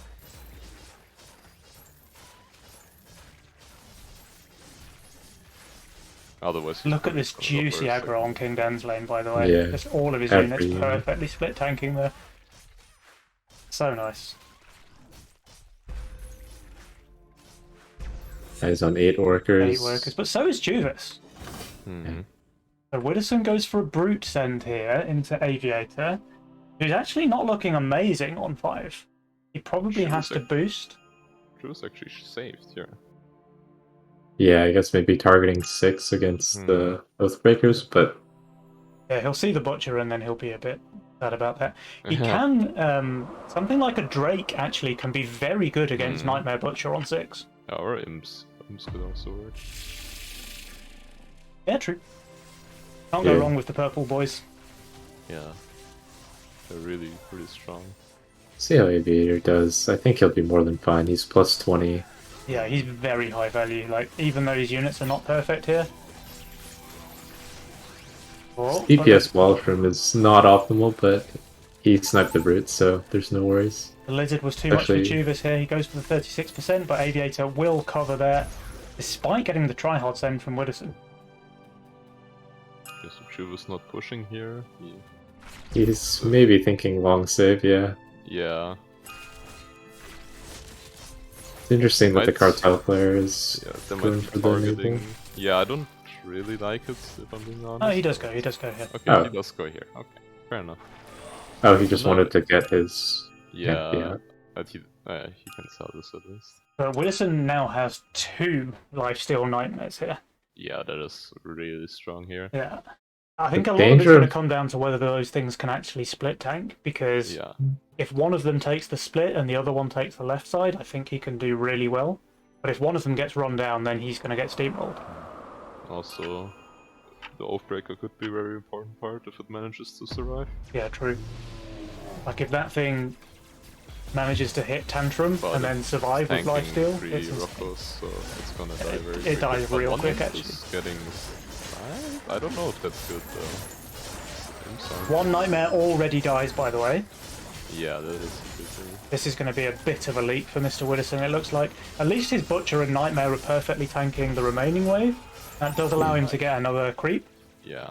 45%, he'll I think be he's okay happy with with that. Yeah, for sure. But Chuvas decided to go for the Zeus instead of the Canify. I guess he didn't want to sell his Proton? Which I don't understand.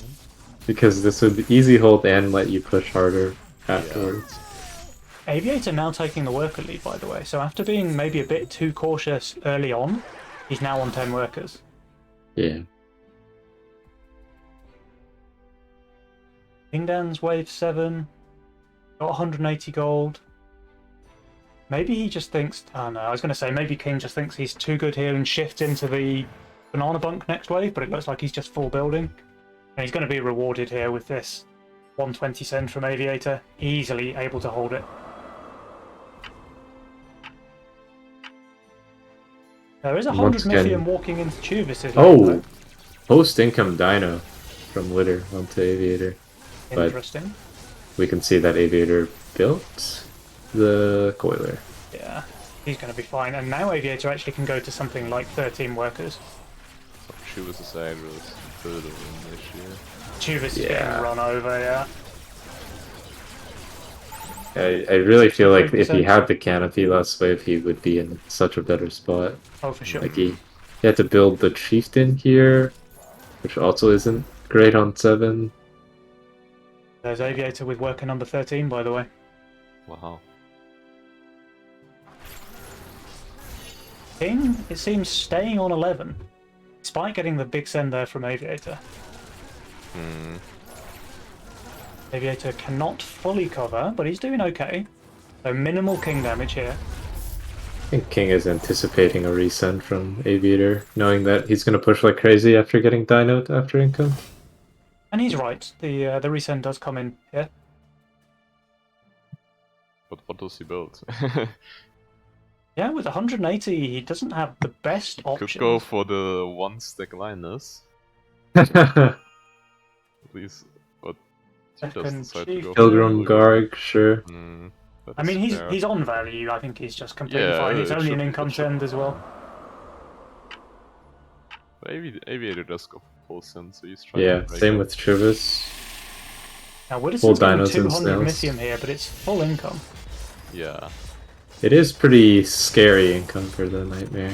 The dinos and snails He are... doesn't really have great damage against Yeah, but that badger just lives have a lot of forever. That's always the secret to holding.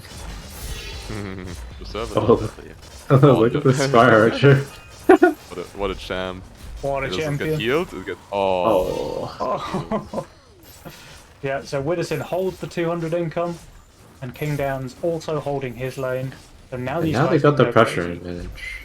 Yeah, they're the ones saving here. They don't send 9 either, so Ooh. Chuvis and Aviator may be starting to fall into that trap of panic income sending. Because And- Kingdowns and Widdowson, they can just do whatever they want at this point. And King actually pushed a lot here, so I think they're going for the 10 cent. Yeah, They're I going mean, for 10 Chuvis cents, is yeah, for completely sure. dead on 10. Yeah. And we can see in his role, he doesn't have a single unit for 10 as well. He He's did just- he's find just an rerolled answer as well. here, but that is not going to be great on 10.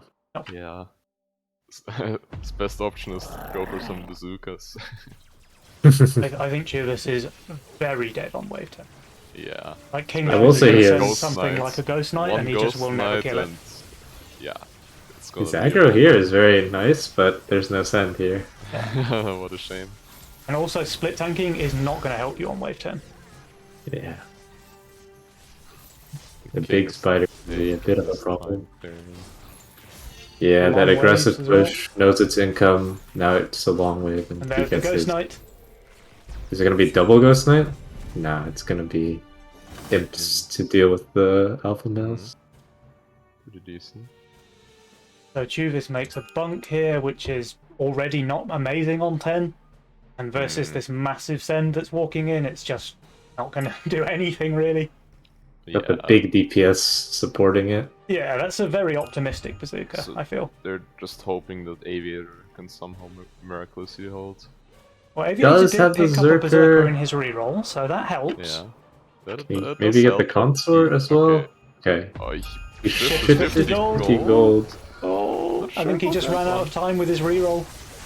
Yeah, he might He just panicked. I mean, this consort is dealing with an infinite brute for a long time. It's pretty nice. And he's cleared up all of the sends on the left side, so he's at least Yeah, got some gold out of it. The Coiler and the Zerk are going to town. It's going to be a pretty good hold. But yeah, Juvis, as expected, he's leaking the full HP boss pretty much. This looks vaguely familiar, but at least there isn't an ogre hitting the king this time. This is a lot of damage, but it's nowhere near the scale that we saw in the previous game. Yeah. The problem is, Juvis is not going to be a player in this game after 10 as well with the cartel. No, he's just out of it, he starved himself too much, he got starved by King too much. And once this cartel minus 37 kicks in, we see he's just so far behind all of the other players. Not just in income, but also he's way behind in workers as well. Yeah, this cartel game didn't really go in his favor, but he's going for an egg. So... that's maybe a way to get back into it? That could be a good way to get some value back, but... I don't know how... I mean, he can go for Pyrus on 12. So he does have a decent chance of holding the egg. Problem I see is if it's just long save to 14. Then, yeah, if they just go 14 or 15 even, then it's really hard for them to deal with. Yeah.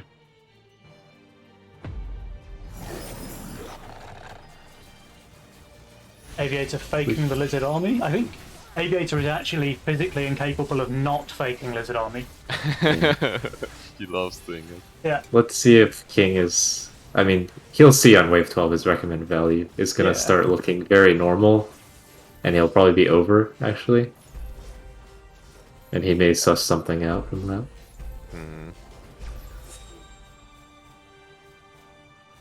Alright, so King and Widdowson do not send, so Chuvis will get the egg.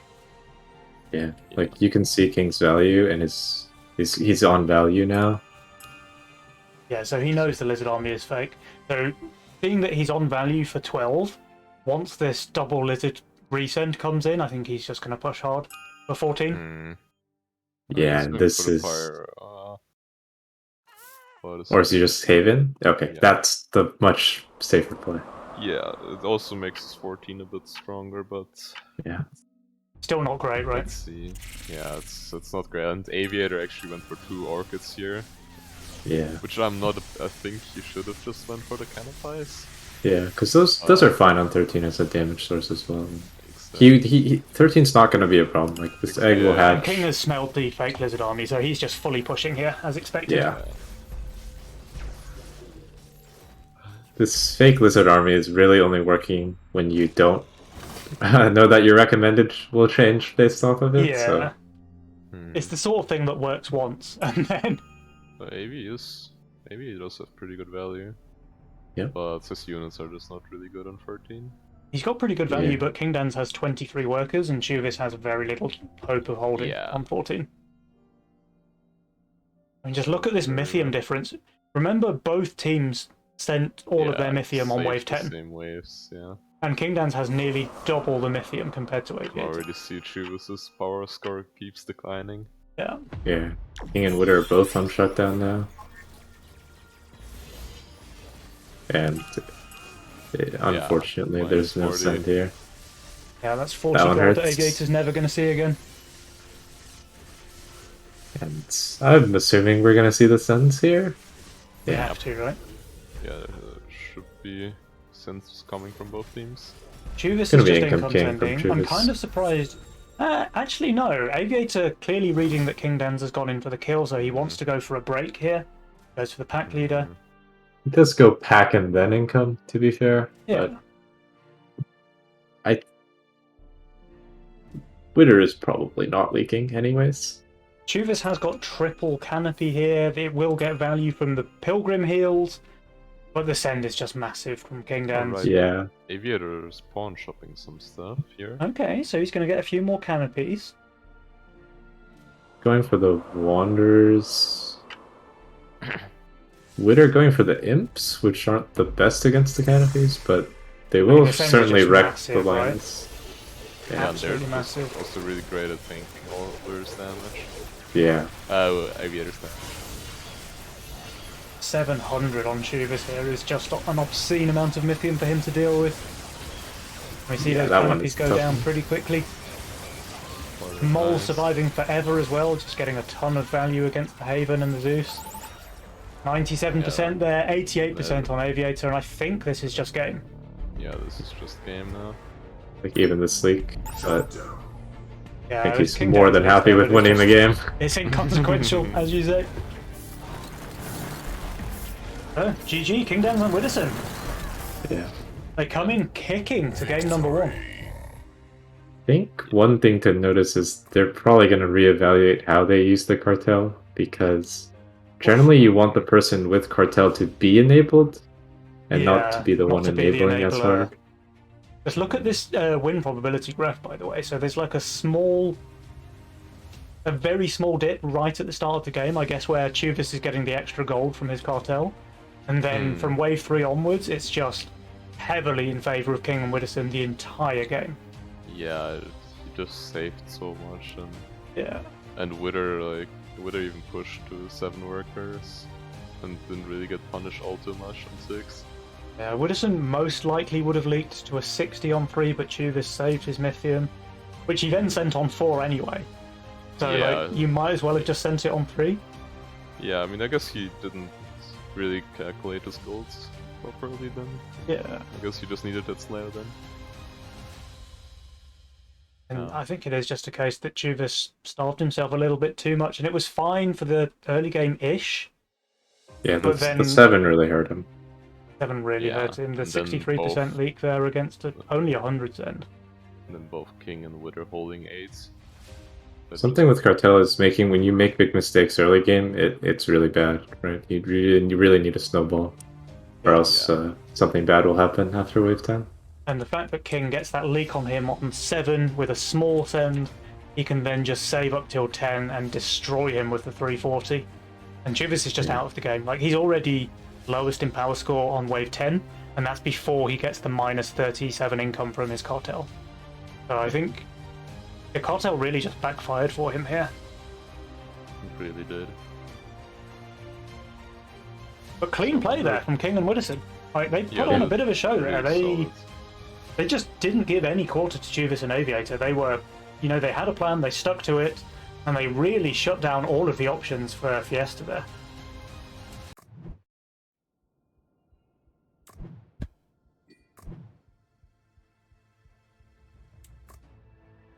So guys, we thought the matchup would have been fairly even when we started the cast.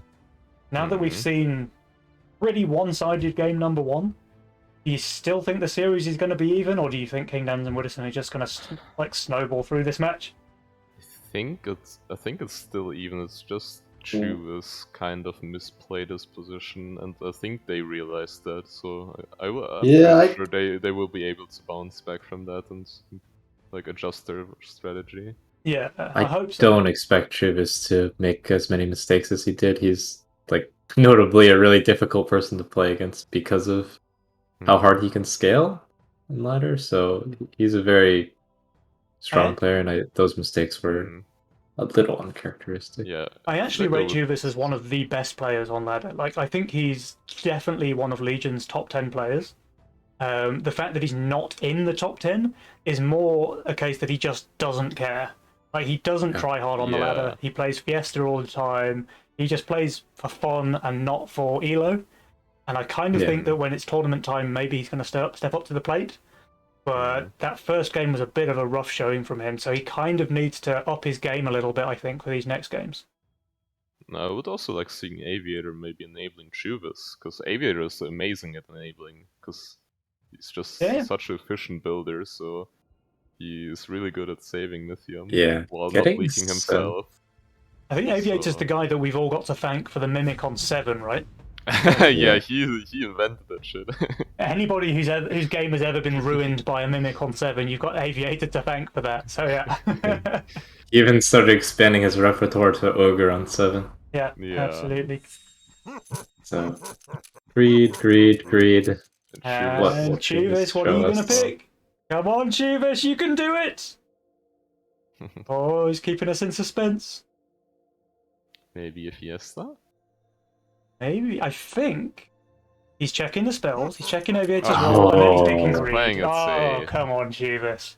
All right, guys, game number 2. We do have a 1-0 advantage to Abrasiet. Let me just update the scoreboard.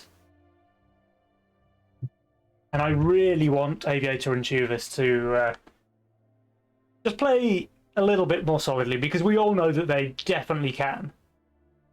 Yeah, they surely can. Looking at these rolls, there's a nice bounty looter for Witter if I know he likes that. But there's so many options in both the Witter and King's rolls. Mm. And Chuvis's role is I'm not the most excited when I see it. It's rough. Yeah. He has got Pixie though, which is busted, as we all know. He might just go for some. He's going for the Chloro Pixie Pro. He's. Maybe that's interesting strat. I wonder if that holds, because it's 150 value. Yeah, I think it holds, but the Pixie dies. The Pixie has to die, otherwise it's a terrible build. Yeah, otherwise it's terrible. But I think it should die. So we do end up seeing the return of the Nightmare, and King Dan's opting for his Crusher as well. Oh, well, let's hope it's not another nightmare for Aviator and Tuvis. Worth pointing out, by the way, that Aviator and Tuvis decided to mix up the sending order. Oh, come on, it has to... No, it's going to leave! Oh, that's so bad for Tuvis. That is so bad. It's really bad for him. At least with an X. Technically, he's on 5 workers, but yeah, that's not ideal. That's a shame. He saved his Mythium as well, but he didn't get the 8 from the Pixie. Oh, Tuvis, no, because he could have just added the Seedlings instead of the Aqua for the guaranteed 2 creep leak. Yeah. King just playing it safe, staying for workers. Yeah. Ooh, stacking up the Angler. Getting the Angler stacks early on. We'll have a big boy Kingpin at some point in the game.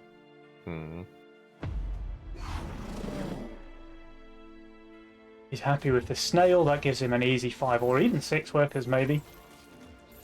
Let's see if the Chloro Pixie will get done this time. I would imagine it I think does. Tuvis is making damn sure that it dies this time, but he's also going to leave. He might also leave, right? Yeah. Or does it? It's close. Oh, he holds, okay. God Gamer. It's super close though. Witter saving. He might go for a post-income DT on Widderson. Wouldn't hate it. Yeah, he saves. Definitely an angle, but it depends what Tuvis would build. I wonder if Tuvis just goes for a Pixie in the split. Yeah, it might make his 4 a bit ugly. I really don't like this. Yeah. Really don't like this. He was afraid of getting sent here, I guess. Yeah. Curious about how this holds. It says 60 re, and he doesn't have the best units, but... Yeah, but look at his aggro share really though. Good. Yeah, the Crusher's just going to survive, and then there's no chance for him to leak. Okay, actually his aggro is insane. Really nice positioning. Write that down, write that down. Yeah. Guys, anyone who wants to take a screenshot of King Dan's build here? Ooh, and Witter is going for some Mythium saving. Yes, he's got that 80 already. And Chuvis's build is starting to look pretty scuffed, let's be real.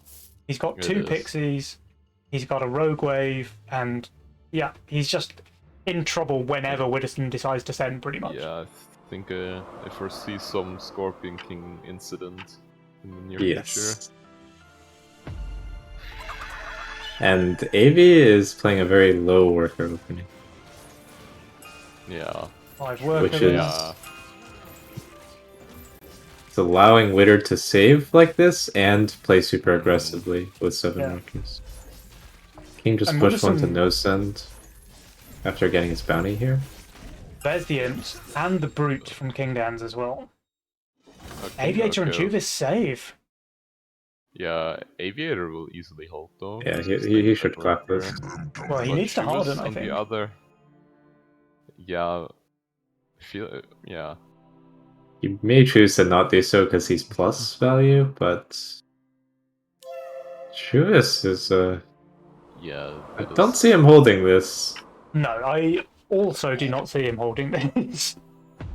He would One be very thing, good Scorpion, but the second picks he actually also attacks the Scorpion. Oh, that's pretty. Yeah, that's an if easy we're kill. looking on the bright side though, he is at least going to get his plus 16 Mythium here.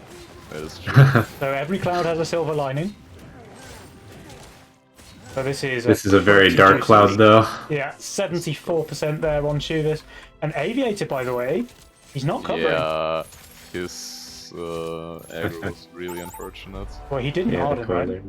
Yeah, the Scorpion King just stayed alive for the entire time. Yeah. This one is gonna tick a little bit. Let's see if they can turn their Mythium into something. Yeah, they will probably a 7? Yeah, probably a 7, but the issue is Kingdens might get a really good Kingpin for 7. He will. Kingdens is going to have a nearly full stack Kingpin there. But he does decide to go for the Violet here, so he might not have... It's gonna, gimp the stacks, but... I mean, his value is insane. He might just go for the Swedish pawn shop, though, because he can probably do something like sell the Steed, or even sell the Crusher. Honestly, something like Nightmare instead of this Violet would even be quite strong here. It would. And protect him on 7. But I guess he doesn't want to mix and match with Wither's. Like, he doesn't want to match Wither's build too closely. Yeah. Witterson's actually looking very vulnerable to a Mimic, and because he didn't shift here either, he won't be able to get the bunk. Yeah. And if there's one person who likes to send Mimics on 7, well, we already mentioned it, it's Aviator. That surely looks like a Mimic angle. Is this even a pro lead from Chuvis? Hey? Wow. It's going to be close. His aggro kind of looks Aviator horrible. actually goes for Brutes. Wow. Is he drunk? Wait, is this Aviator? I think so. Someone might have hacked Aviator's account. Can we check that he's still got his Steam password? I guess maybe he's just predicting some kind of fortified tank. He's probably predicting something like a bunk, but Widderson did not shift there on save. Yeah, The problem is Winter probably expects a Mimic. A Mimic, yeah. But he doesn't have anything to sell. He's just gonna build the APS anyways, right? Like, that's probably his best bet. Kill the wave. Sells his Bone Warrior, gets the Kingpin with 117 stacks. Ooh, and Chuvis didn't go full Brutes. Just generally what you want against Kingpin, but the Imps will do fine. Sens seem a little bit weird from both of them, honestly. Like, Mimic just both looks Imps are getting so good. sniped instantly. Yeah, that's the advantage of the Violet. Yeah, that's just easy hold for Kingdens. Easy hold for Kingdens, and looks like a pretty solid hold for Widderson as well. Yeah. Chuvis, meanwhile, 82% versus a much smaller send. And Aviator, again, he's not really covering. So Widderson leaks 41%, Kingdens full holds and full covers in the mid. King was about to explode in this game. Yeah. She was still on 6 workers. Oh no. He's got 2 fake workers, I guess. Yeah. Oh no. This is rough. Jules is letting us know how this game is going. Yeah. Oh, it's actually even worse. This is one case where I really do agree with Jules' assessment, because this game feels super hard if you're Aviator and Chuvis. Yeah, just looking at the power score, King is so far ahead now because he got the Kingpin value and health. Yeah. 25 gold shot down already on wave 8 for Kingdens. Yeah. Chuvis. I really actually like that Violet decision in retrospect. Yeah, this was a really good decision because he still gets the Kingpin with the pawn shop. Yeah. And it just like you just easy hold with the AoE allowing for snipes. That's very smart. Yeah. And also helps the Kingpin one-shot the creeps. Yeah, yeah.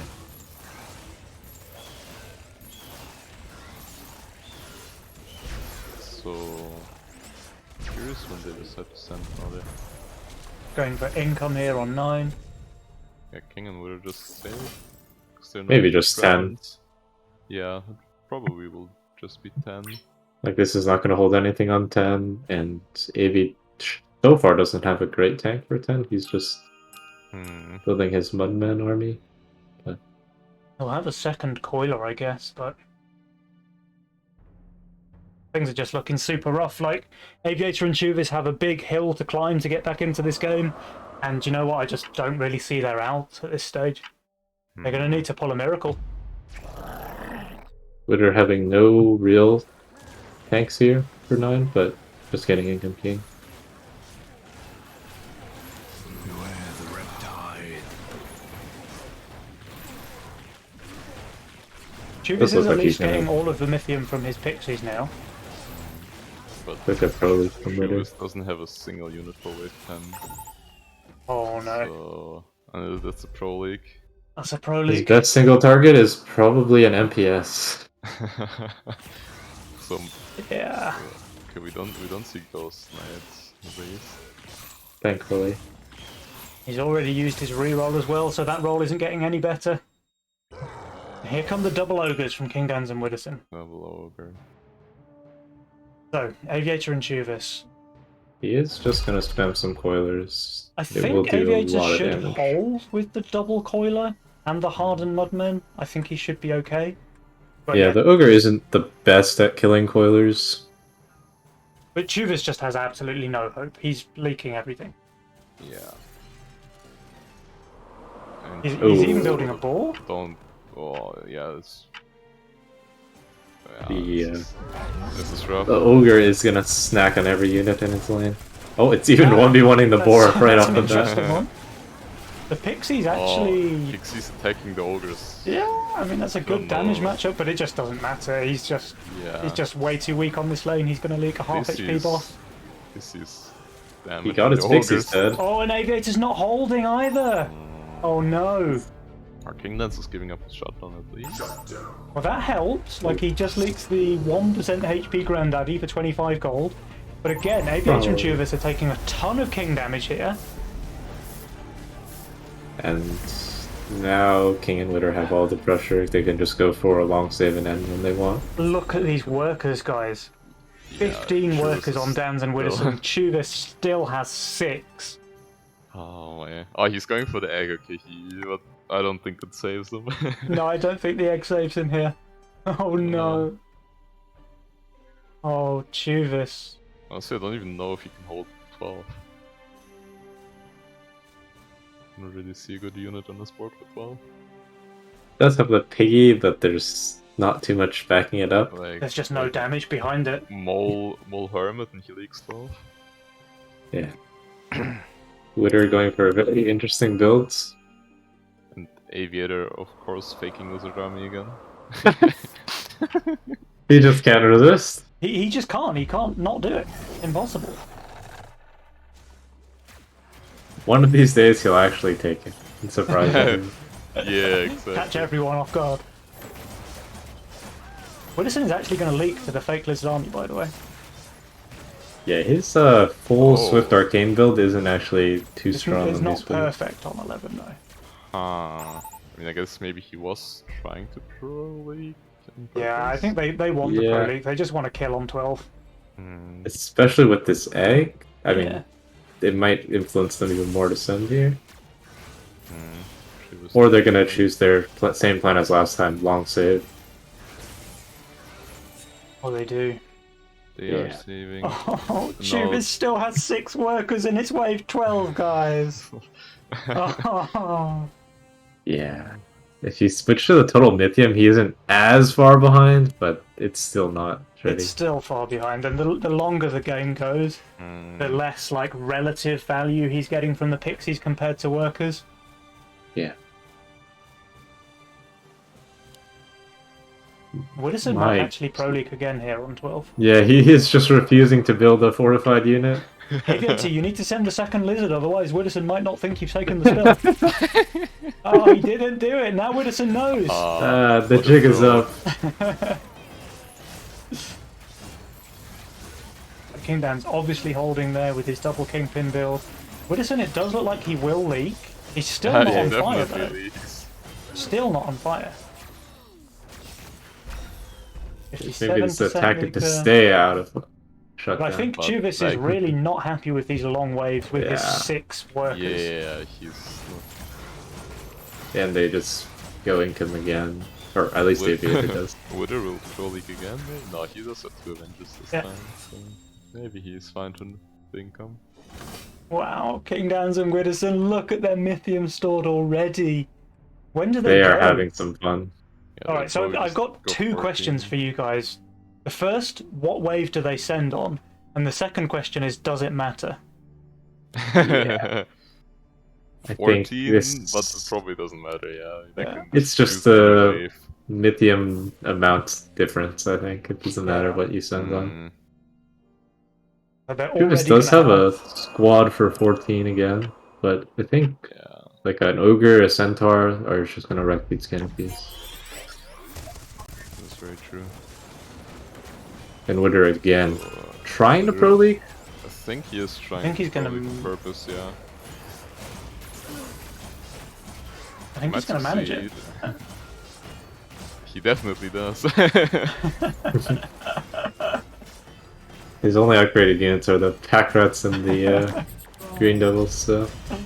Yeah, I mean, the King Avenger's Dance trying is his very best, happy with but- this. He has almost 5 times as much workers as Chubis. This game's just getting a bit crazy at this point, guys. But Okay, yeah, they send. They're gonna put them out of their finally misery. decide to send. Yeah, Here comes a Kraken on 14. lovely.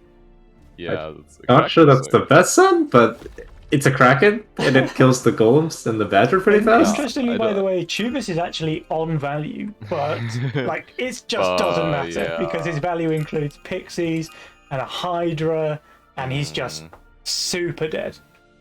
Yeah. His 6 These workers won't ogres are save him gonna- here. You're gonna do something. Aviator's not holding either. Aviator's very, very undervalue actually.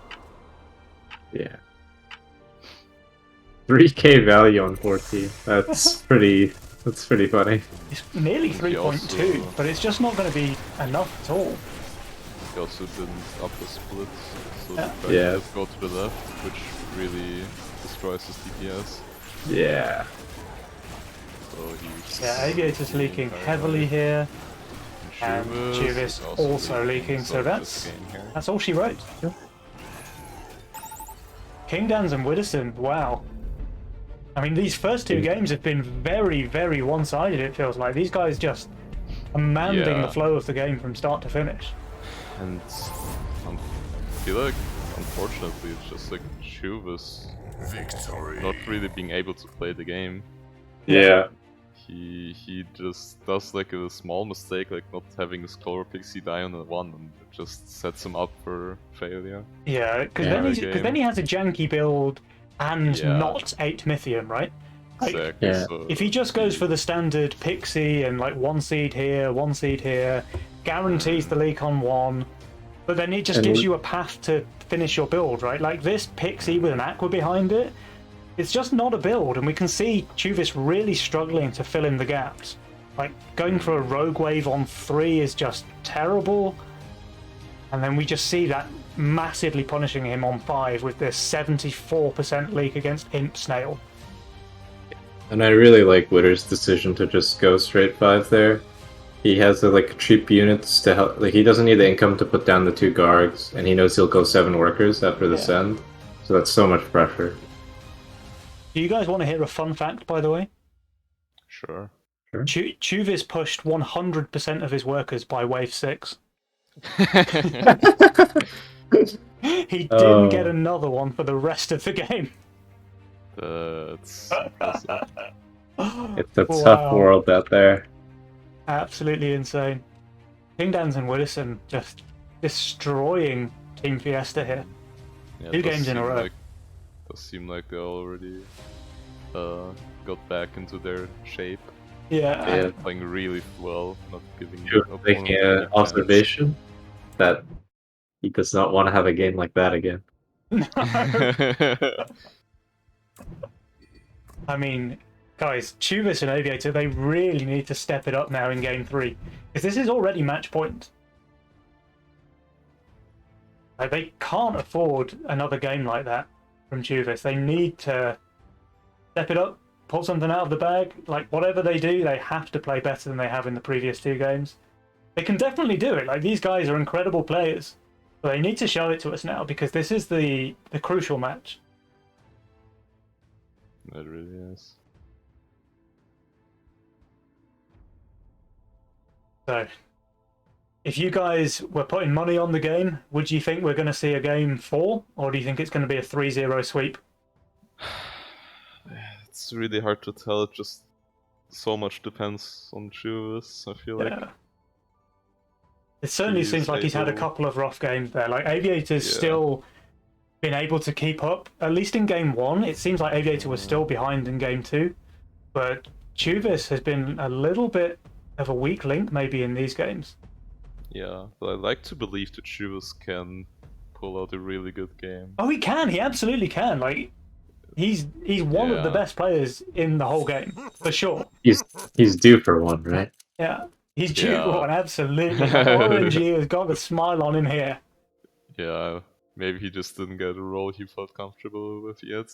And he's still taunting us. He's waiting the longest time to pick his mastermind. What is he going for? Come on, Chubas, come on. He does play so many, so there's so many options. Oh, it's great! Oh. And his role is looking rather bad once again. Yeah, it doesn't have a clear path. He has some decent openers. Yeah. He can play the Pixies again if he really wants to. I think he might not. Well, do you know what he could do, though? He could do something like a Berserker, stay 4 workers, drop the Pixie on 3, because it's going to die, so it's pretty much the same as having 5 workers. I could see that as a path that works. He also has the Berserker Serpent, of course, which is just a pretty standard opener. But that relies on him being able to send 40 onto. Berserker opener is probably the cleanest here with the Pilgrim on 5. Yeah. It looks like he wants to build the Pixie again, or... Dan's has a flower opener. Let's see. Okay, Aviator goes for the Windhawk. The fast reroll. Okay. Oh, Chivas did reroll, I see. He picked up a real late game comp. But getting there will be something else. Yeah, and I don't like Boar and Sea Serpent. Yeah. That's an interesting. But his early game might be... He might have had enough time, to be honest. Yeah. He was rerolling at very late stage. Probably just needs to Sea Serpent for his increased damage. So we have the flower from King, and then the gun from Litter. Oh, so both of them saved on one. Right. Yeah. Chuvas will not get 40 pre-income. So he just goes for a snail. So... I would assume... They both just play safe. King Dan? Yeah, King Dan's is... Oh, he's adding the ceilings. So he's easily holding. Yeah, that holds very easily. Probably still wouldn't against a DT though, I'm not sure. Yeah, Wither does add the thing, so he's also very safe here. Yep. He actually sells the fish. Well, yeah, 1 Pee-wee is more than enough. Yeah. Just need a little bit of time for the gun to get going. This snail's getting ignored, so that's just an easy hold for Widdowson. Cleans up. And I think we're gonna see King Dan's pushing the 7 records here with this build. Yeah. Yep, there it goes. He's going for the very aggressive push. Because he doesn't really have a weak wave until 5 now. Because on the 4 he can just get the second flower if he wants to. Now, so Aviator does resend against Widdowson. Widdowson did push 6, so if this second snail comes out, I think we might see a decent leak in Widdowson's lane. Yeah, double Pee-wee does leak. But again, it's only a single snail, so going for the income, not following it through. Wow. Rewarded. I think I would have definitely tried it because you see the guy put down the Pee-wee. Yeah. And if you assume that Witter is a good player and knows that he could go 6 workers, then you really want to make sure that you want to punish him if he greeds. Look at that. He holds against a single snail with 12% HP, but the second snail, I think, creates a pretty big leak there. And guess what? Widdowson now did not push. Staying on 6 workers, he's going to overbuild wave 4. Easily hold this resend from Aviator. Yeah, it's the only unit that he can really build is the Wanderer, so he had to go for that one. King, I guess, has to build a second flower here. He does, but that gives him an easy hold against the Fiend from Chuvas. King doesn't go for a full send against Aviator, who is on fairly low value. He is low value and not amazing units because he didn't 5-stack the Neko. Yeah. I think a 60 would have leaked him a good amount. But he's doing just fine against the Golden. Yeah, Blue holding, Kingdens holding, Kingdens already in 8 workers. And So it's Chubis, AV. he's got the magic number. Oh, the 6 will be surpassed this time.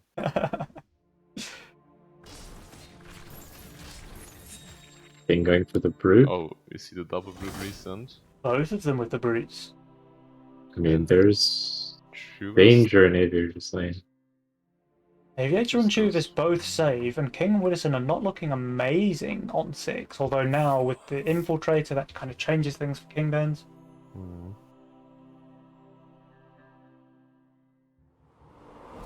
But Widdowson in particular looks very weak on 6. Yeah. Yeah. Aviator definitely leaking here against the Brute Snail send. Chubis with 100 send. I mean, Chubis has good units here, honestly. Yeah, Chubis has really good units here. But his value... I mean, His value's kind of sus. Fine value. Oh, he is sniping Sniping the the Brute. Brute. Oh, sniping the Brute. Oh, never mind, that was a snail. Wait, oh, no. Oh, that was a snail! It almost looked like the Brute HP Aviator bar, but- 53%. Oh, Yeah. Chubis This 56%. hurts. This is gonna be like... guys. And they don't have Brutes. single king upgrades.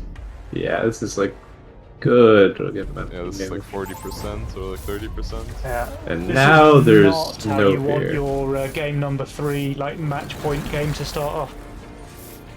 Yeah. Jules has already made his decision. Yes. Yeah. 36%. Now Aviator and Chubis, they have to go for income. And Because King and Widow got a ton of gold there. yeah, he just gets the Orchid. So, yeah. To be fair, Witter gets Antler now. Oh, that's... Yeah. They're, But they're he- both just gonna hold the income. And they're gonna be in a really good spot again. Yeah. Aviator and Chubis start the regen. Hmm.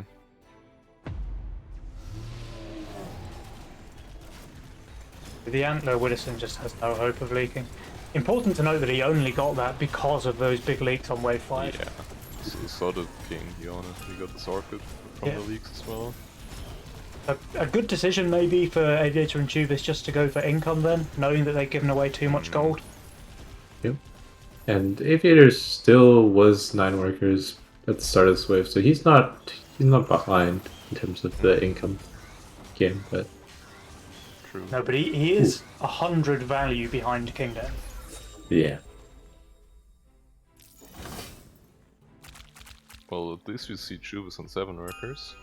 Yeah, Yes. so he's already doing better than he did last game. That's a good point. Oh, we still have the 1 worker per round ratio. Yeah. Unfortunately, the other 3 have left them behind this game. They have. Yeah. And Jules very heavily in favour of King Dans and Widdowson already. Giving them a 66% advantage on 7. Yeah, and they're saving both teams, so we'll see what they decide to go for. Maybe just some income. Both teams are both on some good value. Well, King Dans and Widdowson look like they're saving so far. Unless we see some last minute income send. No, they saved. Okay. So assuming that they hold these income sends from Aviator and Chubis, Yeah, I this is the suspect we same may be pattern that we've seeing... seen. Go ahead, Ofma. Yeah, I was just gonna say 10 was looking pretty good, but we do see some answers from Chubis. Yeah. Maybe a mistake for him to show the halo here, actually. Yeah. Because he could just get a coiler instead, right? True.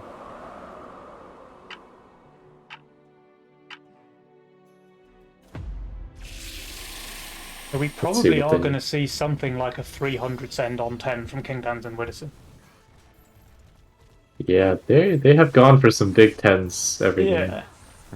I was gonna say, why does this pattern feel familiar? I'm getting deja vu, guys. Yeah, it's a very similar pattern as the last couple games. I think the 4th in a row, actually. That there's a Big Ten. Yeah.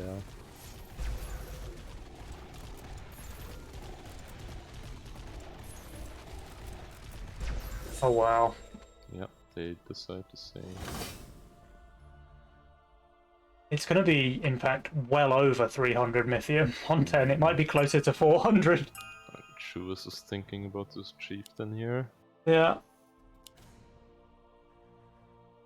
But... I mean, even if he gets that Halo out, he just has no tank value for it. Yeah, he has no tanks that are good on 10. Yeah. He has to go for the Radiant Halo, I think, because it's his only chance, but it's just... Oh, and it's full building for 10. Yeah. Yeah, DC gets that read, correct. And Aviator built the Avenger. Yeah.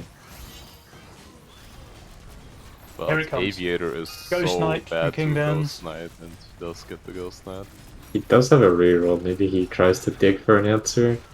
Yeah, he needs like a Berserker or a Daphne or something like that. Yeah.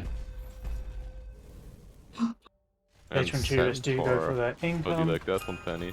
I'm not a fan. I'm not a big fan, no. If I'm honest.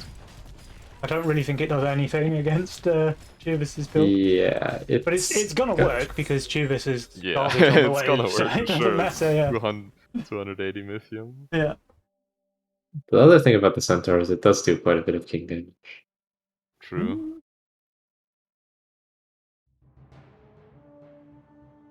And there's gonna be like a brute to go with it as well, because why not? Yeah. Yeah, Aviator is That's not right. gonna kill this Ghost Knight anytime soon. Yeah, he's Yeah, double Avenger. He has a kitty. Maybe he can somehow ignore it. Yeah, with the upper split. I think That's the brute his, should like, best walk option. left. Does. So yeah, I think he's gonna ignore it. Yeah. Oh, I think one of the sovereigns is on it it. actually. Yeah, but the other one isn't. Yeah, that's like the worst case That's scenario. actually worse. Too. Yeah. Like he either needs both of them Davis on the obviously Ghost leaking Knight big. or neither. He Yeah, did kill this it is- though. He did kill it, That's but he does something. leak a half HP boss. 65% there on Aviator, 89 on Chuvas. So they're just gonna take massive king damage. And Yeah, I they're don't think really, they die, but it's a ton of damage, and they're just super behind. yeah, and they're both really weak on both in this overwork. Yeah, and with this So- worker lead. King Dance and Widdowson would easily see this play and just go for the overwork here. Widdowson Yep. has the same workers as the enemy team combined, guys. More, Yeah, in fact. More. They're both going for Giga Push in Yeah. maybe a Pro League. Yeah, they just know they win the game on 12. They don't need to take any chances. Just take Chuvas the maybe overwork. reading it and going for a low, no push, basically. Well, he And pushed Dread, one, but- which is pretty good for Chuvas. Yeah. And he's going to shift some gold, it looks like. But I guess They're he can gonna try and drop like a try. full red eyes on 12. And just hope that it's enough. Yeah. I would imagine if he gets an ogre though, he's gonna, or even just auras would be enough, I think. Yeah. Alright, big sends coming through. Aviator looking super weak on 12. Chuvas, if he drops that red eyes, at least has something, but I just don't think it's going to be enough. Widdowson actually doesn't pro leak here, which I think he definitely wanted to. Yeah, he really tried to pro league. But the wait He's is on still very long, right? Yeah, Yeah. it is still a long way, so it's still fine for them. Ooh, and he gets pack and ogre in income, which is really nice. Wow. Yeah. Okay, so King and Widdowson, they're fine here. They're only receiving income from Aviator and Chuvas, and Aviator and Chuvas just they cannot leak. But I think they will.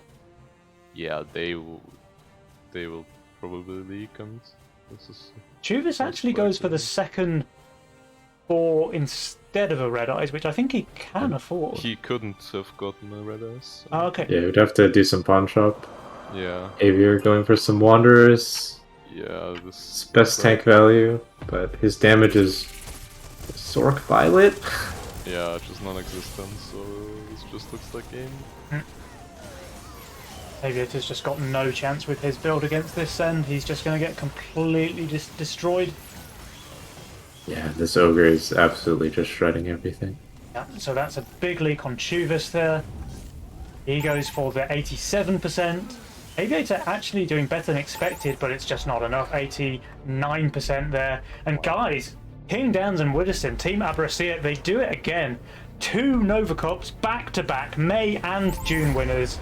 And these guys made it look easy. Very impressive. Victory. They really did. I don't think we've ever had a 3-0 on the grand finals of a Nova Cup. We did. I got 3 Yeah. by Ashton and Oh, okay. Sorry to rub that in, dude. No worries. To be fair, those games were maybe a bit closer. Yeah, they were pretty close. Yeah. But yeah.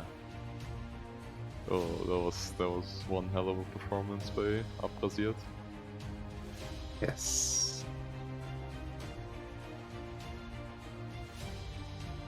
I'm going to see if we can get King Dans and Widdowson on for a quick winners interview before we wrap up the stream. Sounds good. Lovely.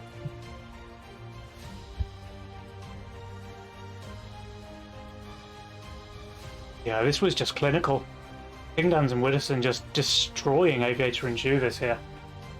Yeah. Okay, Widdowson says he's up for it. Let me see if he's got the right channel.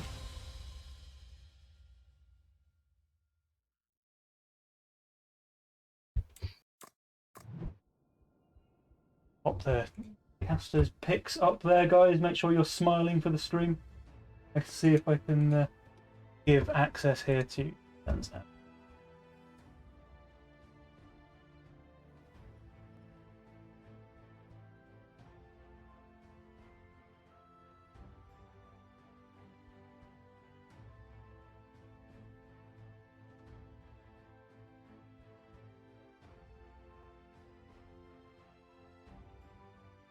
Alright, King Dans and Widdowson are down in one of the voice channels below. I don't think they've got access to this channel. So if we just hop down there to Game Room 1, we can go and say hi to those.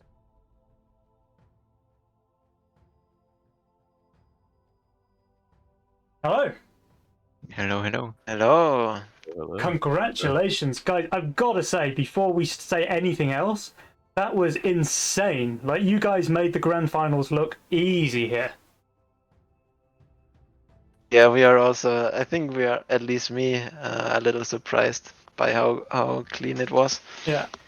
But I think they also were not in their best shape. Yeah, it felt like Chuvas in particular had some rough games there today. Yeah, there's not much else to say really. Chuvas had some really rough games. I don't know if you guys checked the post-game screens, but did you know that he had 6 workers on wave 14 in game 2? I didn't check. What? Yeah. Oh my god. Game 3 was a little bit better. He had 8 workers there on wave 12, so he was already doing better. It wasn't quite enough. Yeah, he had a little bit of a rough one there, let's say. But yeah, I mean, guys, back-to-back Nova Cup champions. Very, very well played. Thank you, man. Did you expect it to be so quick? No, especially since I'm gonna be honest, I thought we were not gonna win this cup just because, as you guys already analyzed it in advance, we were not really playing too much, especially King was not playing anything. So I didn't have the highest hopes. Yeah. But also our semi-final was really, really close, so I didn't expect a 3-0 in the finals, but we are definitely happy about it. Yeah, I've got to say, like, no offense, but you guys seemed pretty rusty in the first couple of games against Toyken and Boone. Like, the second game there, Toyken and Boone, they pretty much destroyed you. It felt like one-sided in their favour. And then obviously game 3 was the complete opposite story. Like you stomped them hard and pretty much won the game on 10. But those first 2 games were a little bit shaky from you guys. So from there to be like maybe not on your best performance, to just completely steamroll through the grand finals was a real change of pace. But yeah, pretty impressive stuff, and kind of commiserations to the runners-up, I guess. Like Toyken and Boone, they played very well those first 2 matches against you, and Aviator and Chuvis, like a little bit rocky here in the grand finals, but surely they played well to reach there in the first place, right? So they must have been doing something right. King, you want to say something, or? No, I'm just chilling here. Okay. Just make it easy for the rest of us to have to fill time, yeah, King? Yeah. No, I mean- actually, my headset disconnected for half of the conversation, so I didn't hear anything. Okay. So we were, the main points were you maybe looked a little bit rocky in the first couple of games against Toyken and Boone, but then Yeah. you just completely like stepped up to the plate, destroyed them in game 3, and then just wiped the floor with Team Fiesta in the grand finals. It always takes a bit of time to get back into the game, but Yeah. after 2-3 games, I guess that's enough to get back into it. Yeah, because you've been maybe away from Legion a little bit. It seems like you haven't really played much between the Nova Cups. It's fair to say. Actually, my last match was the Nova Cup. Okay. Since like 2 days. I mean, you just make it look too easy, dude. You know, you take a month-long break and you come back and mop the floor with the competition. That's Yeah, I mean, as long as the patch is similar, it's still fine. yeah. Okay. Did you guys talk about any adjustments in the series against Boone and Toyken, or did you guys just, say like we just need to play a little bit better?